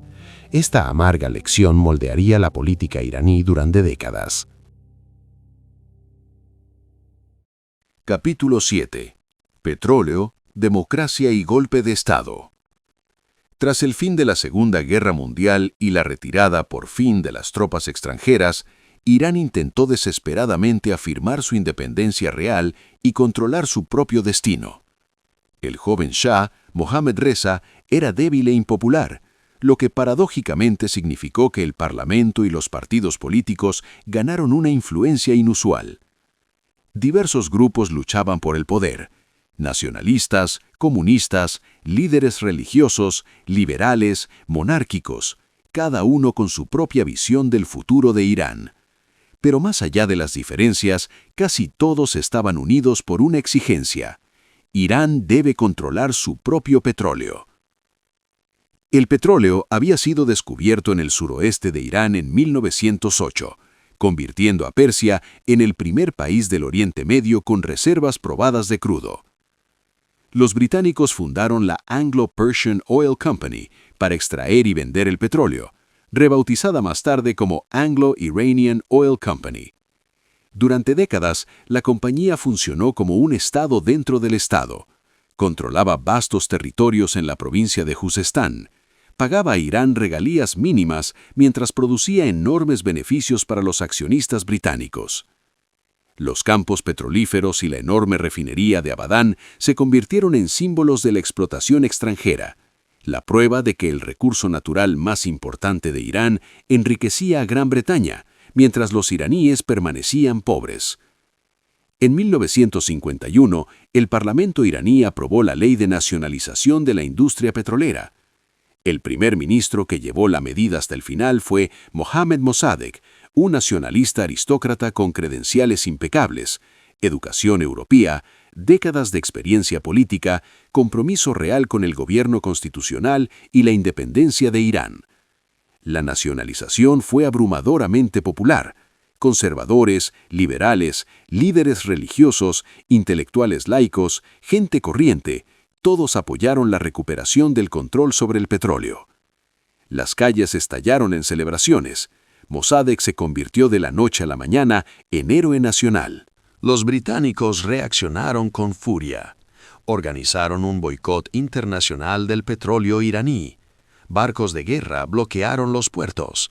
La Marina Real impidió que cualquier petrolero cargara crudo iraní. Las compañías petroleras británicas y estadounidenses, las 7 hermanas, se negaron a comprar petróleo iraní o ayudar a Irán a venderlo en el mercado internacional. Advirtieron a las refinerías del mundo que no procesaran petróleo robado. La economía de Irán empezó a sufrir. La producción cayó. Los ingresos se desplomaron. El desempleo creció. El gobierno de Mossadegh se asfixiaba financieramente. Gran Bretaña quería derrocar a Mossadegh, pero ya no podía hacerlo sola, en una época en que la era colonial llegaba a su fin. Convenció a los estadounidenses de que Mossadegh estaba empujando a Irán hacia el comunismo, de que si no se le detenía, Irán caería en manos soviéticas, de que todo el sistema petrolero del Oriente Medio estaba en juego. La administración Eisenhower, obsesionada con la idea de la expansión comunista, autorizó a la CIA para organizar un golpe de Estado en cooperación con los servicios británicos. En agosto de 1953, la operación Ajax estuvo a punto de fracasar. El primer intento de golpe se derrumbó. El Shah, convencido de destituir a Mossadegh y nombrar a un sustituto, entró en pánico y huyó a Roma cuando las multitudes salieron a la calle en favor de Mossadegh. Durante unos días, pareció que el golpe había sido derrotado, pero los agentes de la CIA se reagruparon, sobornaron a oficiales, organizaron bandas callejeras.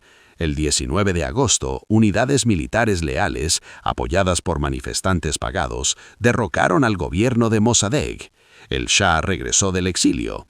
Mossadegh fue arrestado, juzgado y pasó el resto de su vida en arresto domiciliario. Las consecuencias del golpe resultaron profundas y duraderas.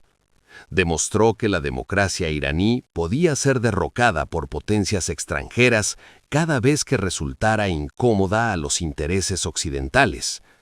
Enseñó a toda una generación de iraníes a no confiar en Gran Bretaña ni en Estados Unidos, independientemente de lo que proclamasen sobre libertad y democracia.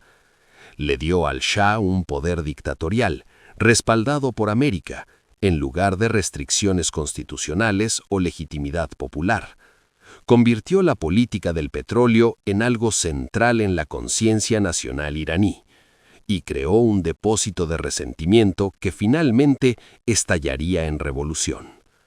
Durante 25 años después del golpe de Estado, Mohammad Reza Shah gobernó como monarca cada vez más autoritario con apoyo estadounidense. A comienzos de la década de 1960, lanzó la Revolución Blanca, reforma agraria, derecho de voto para las mujeres, industrialización, campañas de alfabetización. Algunas reformas fueron reales y trajeron mejoras. La alfabetización creció, las mujeres ganaron derechos legales, la economía creció rápidamente con los ingresos del petróleo, pero las reformas fueron impuestas desde arriba, sin consulta, amenazaron intereses poderosos, grandes propietarios y clérigos, y fueron acompañadas de una represión cada vez más dura.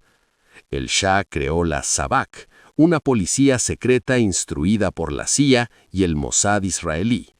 La Sabak se hizo tristemente célebre por la tortura y la represión brutal. Cualquiera que se opusiera al Shah o a sus políticas podía ser arrestado, encarcelado sin juicio, torturado. Miles fueron sometidos a este trato. La oposición política fue empujada a la clandestinidad o al exilio. El Parlamento se convirtió en una formalidad sin sentido. Las universidades fueron depuradas de críticos. La prensa fue censurada. Irán se transformó en un estado policial con una fachada de modernización. En la década de 1970, el precio del petróleo se multiplicó por 4 tras el embargo árabe. Irán se volvió fabulosamente rico, al menos sobre el papel y en las cuentas del Estado. El Shah gastó sumas enormes en equipamiento militar, comprando los sistemas americanos más modernos. Organizó extravagantes fiestas para celebridades y jefes de Estado. En 1971 celebró los 2500 años de monarquía persa con fastuosas festividades en Persépolis, trayendo invitados de todo el mundo, sirviendo champán francés y caviar en el desierto, mientras muchos iraníes vivían en la pobreza. Declaró que Irán se convertiría pronto en una de las grandes potencias del mundo, una nación industrial desarrollada en una sola generación. Pero la riqueza del petróleo se distribuyó de manera desigual y con frecuencia a través de la corrupción. La familia del Shah y sus favoritos se enriquecieron obscenamente. Los contratistas americanos y europeos hicieron fortuna con contratos inflados. La gente corriente vio cómo la galopante inflación erosionaba su poder adquisitivo. La rápida modernización sacudió la sociedad y la cultura tradicionales sin traer prosperidad para la mayoría. Los pueblos se vaciaron, la gente acudió en tropel a las ciudades buscando trabajo y encontrando a menudo solo chabolas. La brecha entre la élite urbana occidentalizada y las masas tradicionales se amplió hasta la ruptura. Los nuevos ricos exhibían su lujo, mientras la clase media y la trabajadora luchaban por sobrevivir. La oposición vino de varias direcciones y en última instancia se uniría contra el Shah. Los estudiantes de izquierda se oponían al autoritarismo y a la alianza con América. Los liberales de clase media querían democracia, Estado de Derecho, fin de la corrupción. Los líderes religiosos se oponían a lo que veían como una occidentalización sin Dios, la corrupción y la cultura antiislámica que se difundía en las ciudades de Irán. De esta oposición religiosa, una figura se volvió dominante, a través de una mezcla de valor, carisma y retórica sin concesiones.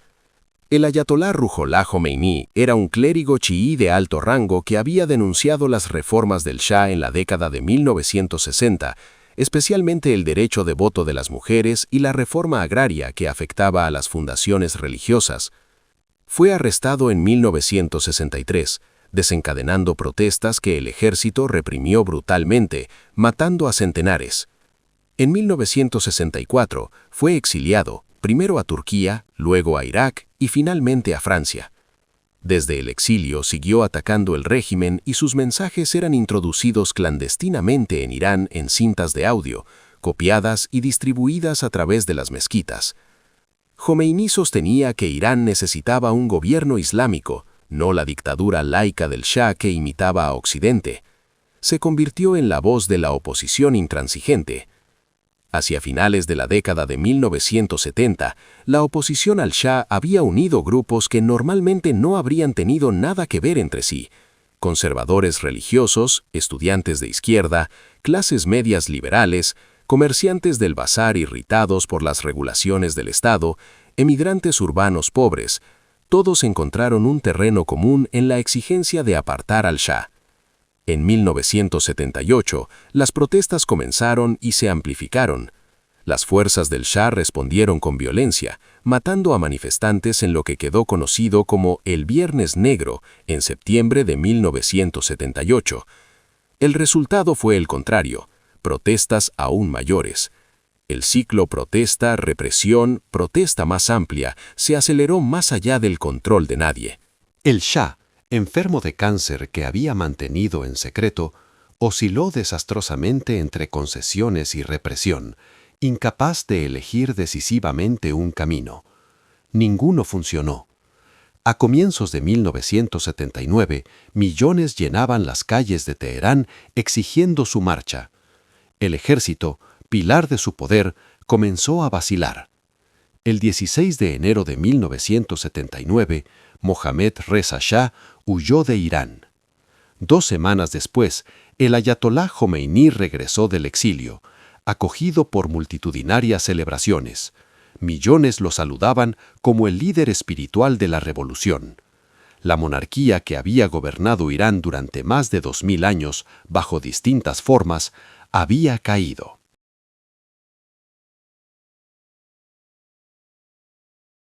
Capítulo 8. Revolución y transformación. La revolución de 1979 fue una auténtica revuelta de masas en la que participaron millones de iraníes de todas las capas sociales. Pero lo que siguió sorprendió y aterró a muchos de quienes habían participado en el derrocamiento del Shah. Jomeini y los clérigos maniobró metódicamente y sin piedad contra la izquierda, los liberales y los religiosos moderados, hasta imponer una república islámica, una teocracia en la que los juristas religiosos detentan el poder político supremo. La nueva constitución creó un sistema único. Existía un presidente elegido y un parlamento elegido, ofreciendo la apariencia de democracia. Pero el poder real estaba concentrado en manos del líder supremo, una función que Jomeini se construyó para sí mismo, quien controlaba el ejército, la justicia y los guardianes de la revolución. Un consejo de guardianes, compuesto por clérigos y juristas, verificaba a todos los candidatos a cargos públicos y podía bloquear cualquier ley considerada no islámica. El poder no fluía de los elegidos hacia el pueblo, sino de las autoridades religiosas no elegidas hacia el Estado. El régimen se movió rápidamente para consolidar el control. Las universidades fueron depuradas de izquierdistas y profesores laicos, en lo que se llamó la Revolución Cultural. Los partidos políticos fueron prohibidos, salvo aquellos aprobados como islámicos. Los tribunales revolucionarios ejecutaron a miles de personas, exfuncionarios del régimen del Shah, izquierdistas, liberales que protestaban demasiado, miembros de minorías étnicas que pedían autonomía. Las mujeres fueron obligadas a llevar el hiyab en público. Las que se negaron fueron acosadas, arrestadas o golpeadas por grupos de vigilantes. Periódicos fueron cerrados, libros fueron prohibidos. Los comités revolucionarios impusieron la moralidad islámica mediante violencia arbitraria. Muchos revolucionarios que habían luchado por la libertad y la democracia se encontraron encarcelados o ejecutados por otra forma de dictadura. La izquierda fue eliminada sistemáticamente. Miles de personas fueron ejecutadas a comienzos de la década de 1980.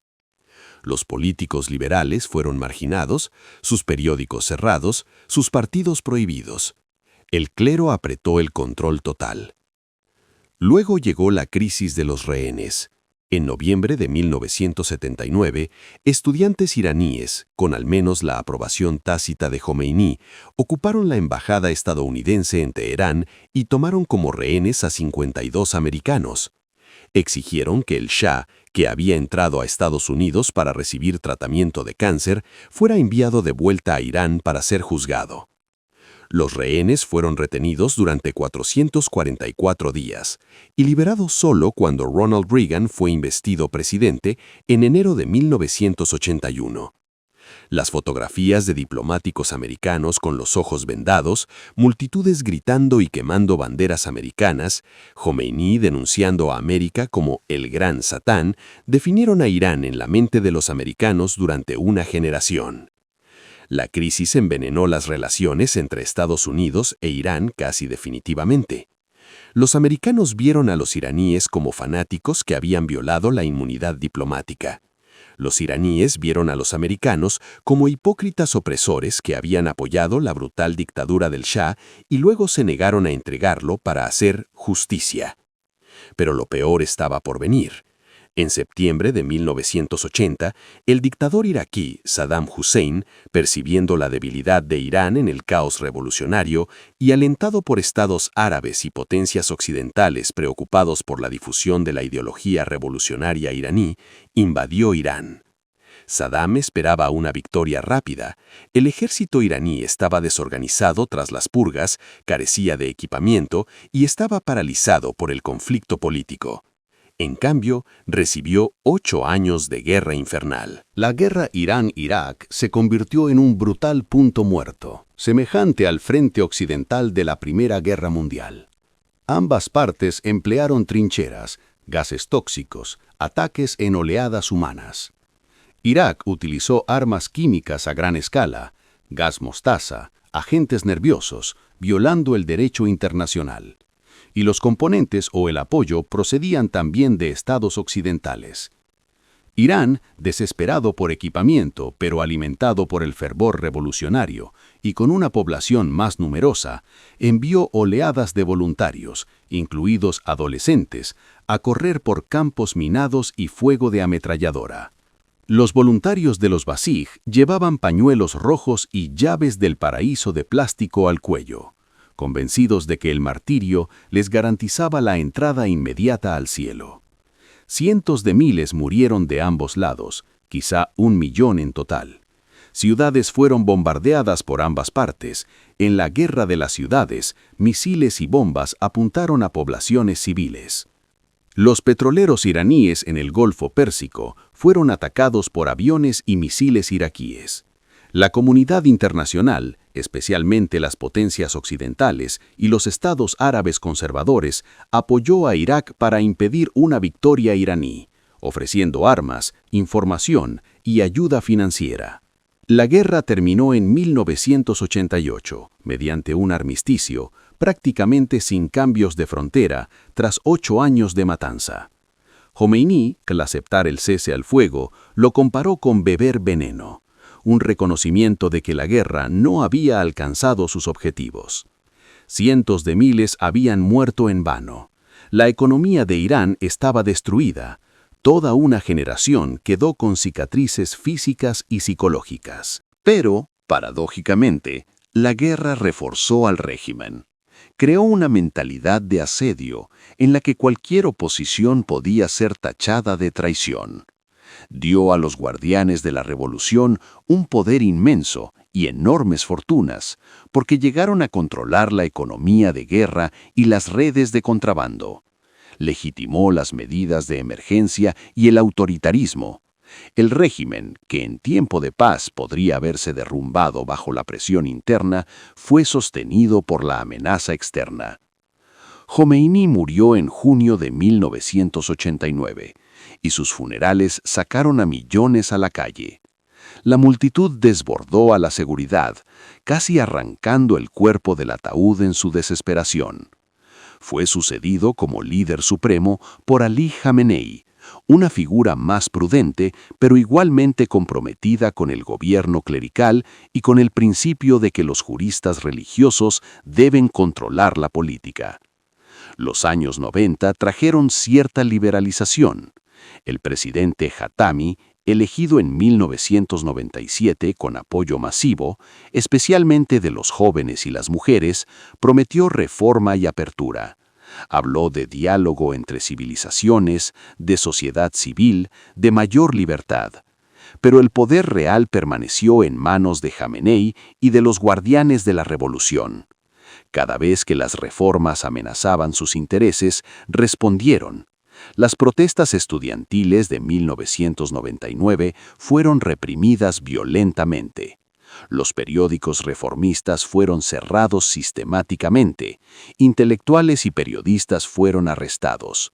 Algunos murieron en condiciones sospechosas bajo detención.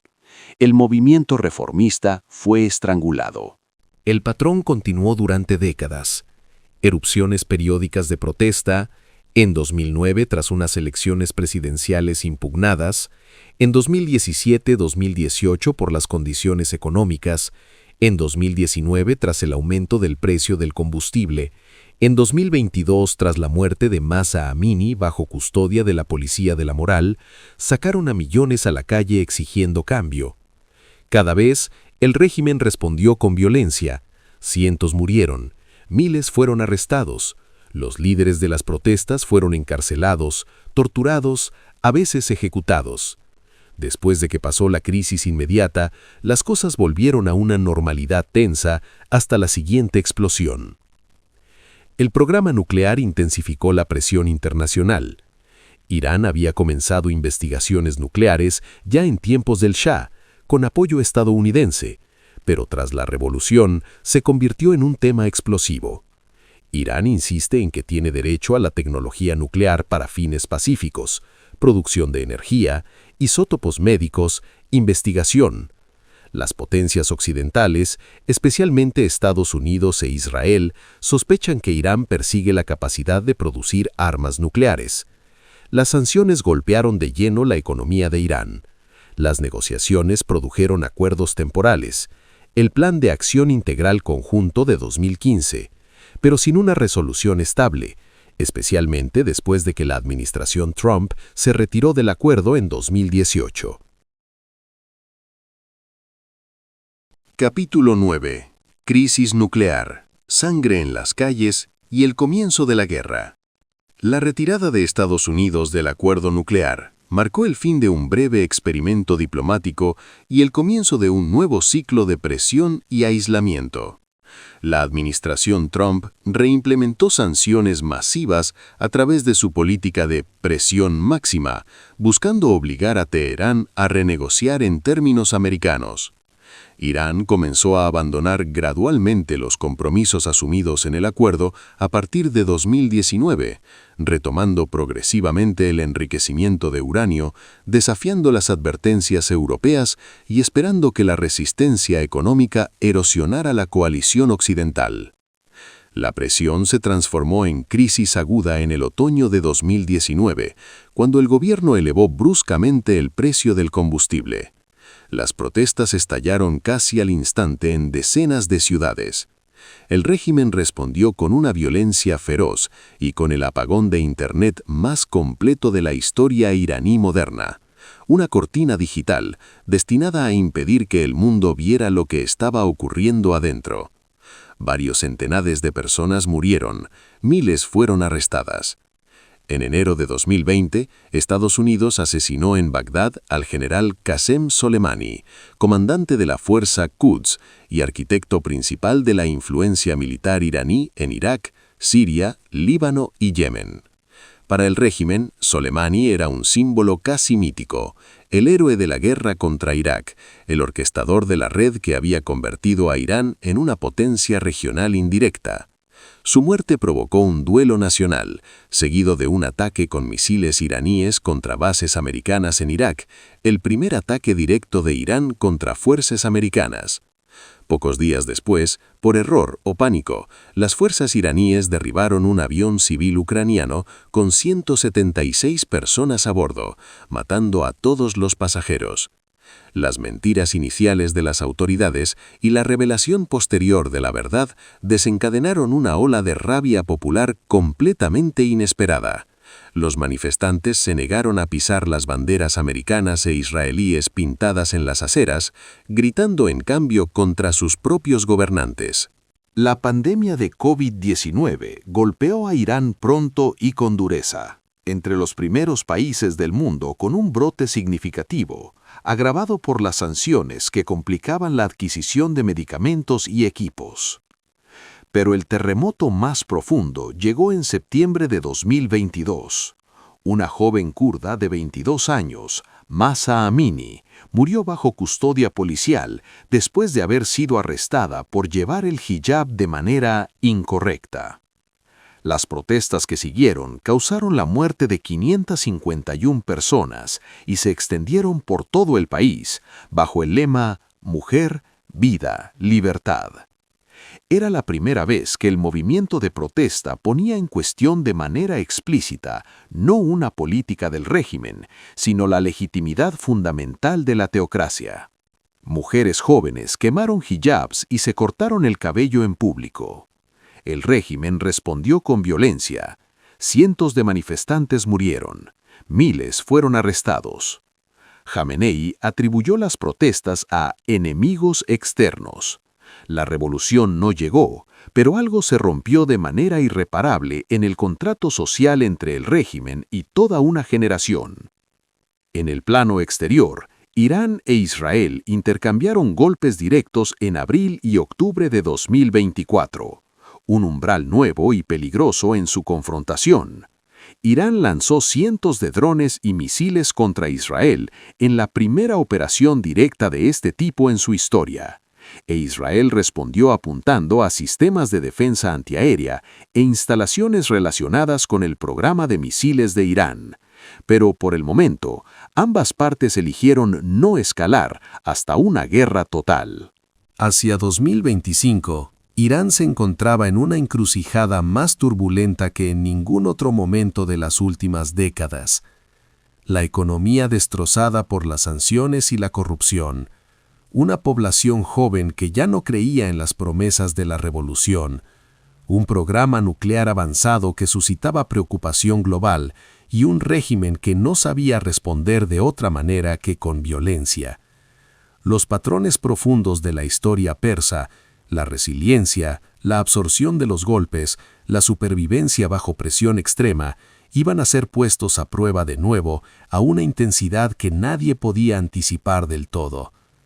A finales de diciembre de 2025, el rial iraní se desplomó a mínimos históricos. El dólar americano había llegado a aproximadamente 145.000 tomanes iraníes y los precios de los alimentos habían subido casi 3/4 partes con respecto al año anterior.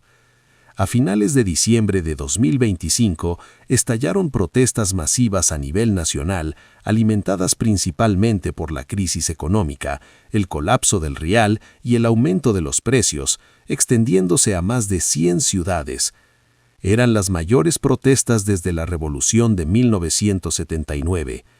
La gente ya no pedía reformas, pedía el cambio de régimen. El régimen respondió con masacres. Los incidentes más sangrientos se produjeron el 8 y el 10 de enero de 2026, cuando las fuerzas del orden abrieron fuego directamente sobre las multitudes, bloquearon el acceso de las ambulancias a los heridos, rodearon hospitales para arrestar a los manifestantes que buscaban atención médica. Las autoridades impusieron de nuevo el corte de Internet y aún así las imágenes salieron a la superficie. Cientos de bolsas mortuorias en el patio del depósito de cadáveres de Karizak en Teherán. Familias obligadas a pagar las balas que habían matado a sus seres queridos antes de que les entregaran los cuerpos. Mujeres cuyos cuerpos habían sido mutilados en detención. Las estimaciones de muertos variaron de varios miles a decenas de miles, las cifras exactas imposibles de verificar bajo el bloqueo informativo. El 13 de enero, Donald Trump instó a los iraníes a continuar las protestas y a tomar el control de las instituciones, añadiendo que la ayuda está en camino. El 23 de enero anunció que un gran grupo de fuerzas navales americanas se dirigía al Oriente Medio, incluidos portaaviones y destructores con misiles guiados. Las negociaciones nucleares indirectas continuaban a través de Omán y en Ginebra, pero el clima diplomático estaba envenenado. El propio Jamenei había amenazado a los barcos americanos de la zona, declarando que Irán era capaz de hundirlos. Pero en Teherán, Israel observaba desde una distancia mucho más cercana de lo que los iraníes sabían. Según algunas fuentes israelíes citadas por el Financial Times, casi todas las cámaras de vigilancia vial de Teherán habían sido pirateadas durante años, con sus imágenes transmitidas cifradas a servidores israelíes. Algoritmos complejos habían construido detallados modelos de vida para cada agente de seguridad del entorno de los dirigentes: domicilios, horarios de servicio, rutas, hábitos, coches personales. La Unidad 8200 de Inteligencia, el Mossad, y la inteligencia militar israelí habían analizado millones de puntos de datos. Mucho antes de que cayeran las bombas, conocíamos Teherán como conocemos Jerusalén, declaró un funcionario de los servicios secretos israelíes. Y así llegamos al presente. El golpe decisivo llegó el sábado por la mañana, el 28 de febrero de 2026, 3 días antes de la publicación de este documental. La operación comenzó con ataques conjuntos americano-israelíes dirigidos a las grandes ciudades de Irán. Aviones israelíes, volando durante horas para llegar a tiempo, lanzaron hasta 30 proyectiles de precisión sobre el complejo de Jamenei, cerca de la calle Pasteur en Teherán. El ataque se produjo en pleno día, una sorpresa táctica deliberada que explotaba el hecho de que Irán esperaba un ataque nocturno. La CIA había confirmado la ubicación con una fuente humana del interior.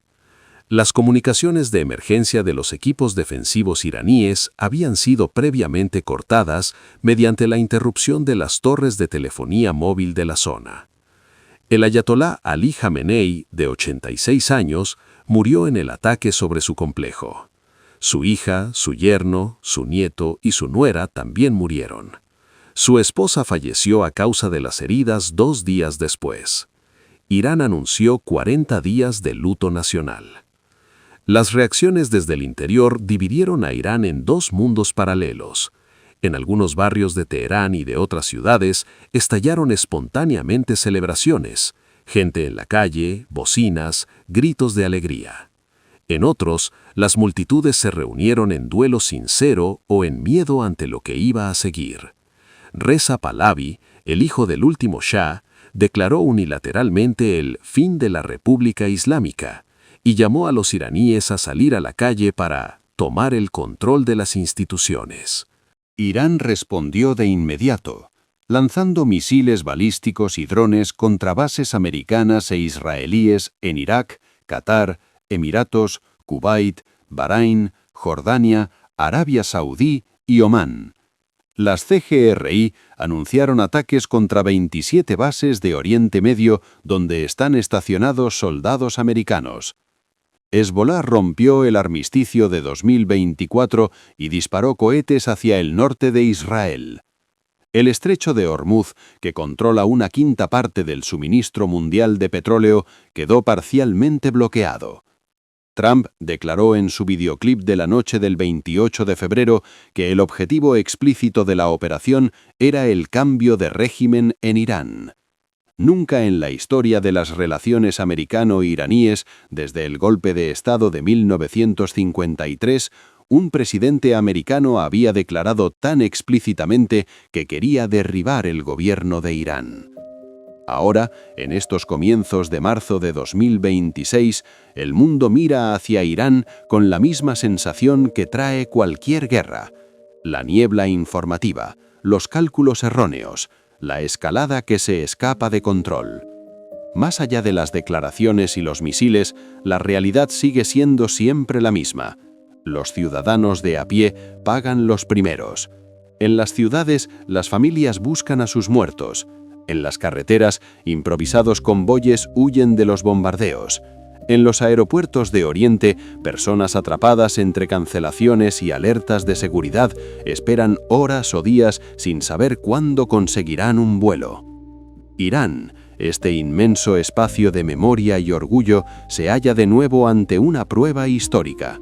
La civilización persa sobrevivió a Alejandro, a Gengis Khan, a Tamerlán, a la conquista árabe, a la presión otomana y a cada catástrofe imaginable que se abatió sobre ella. Si sobrevivirá también a este momento, bajo qué forma y a qué precio, sigue siendo una pregunta abierta. Los patrones profundos de la historia sugieren que algo perdurará. Pero qué, para quién y de qué manera, nadie puede decirlo con certeza.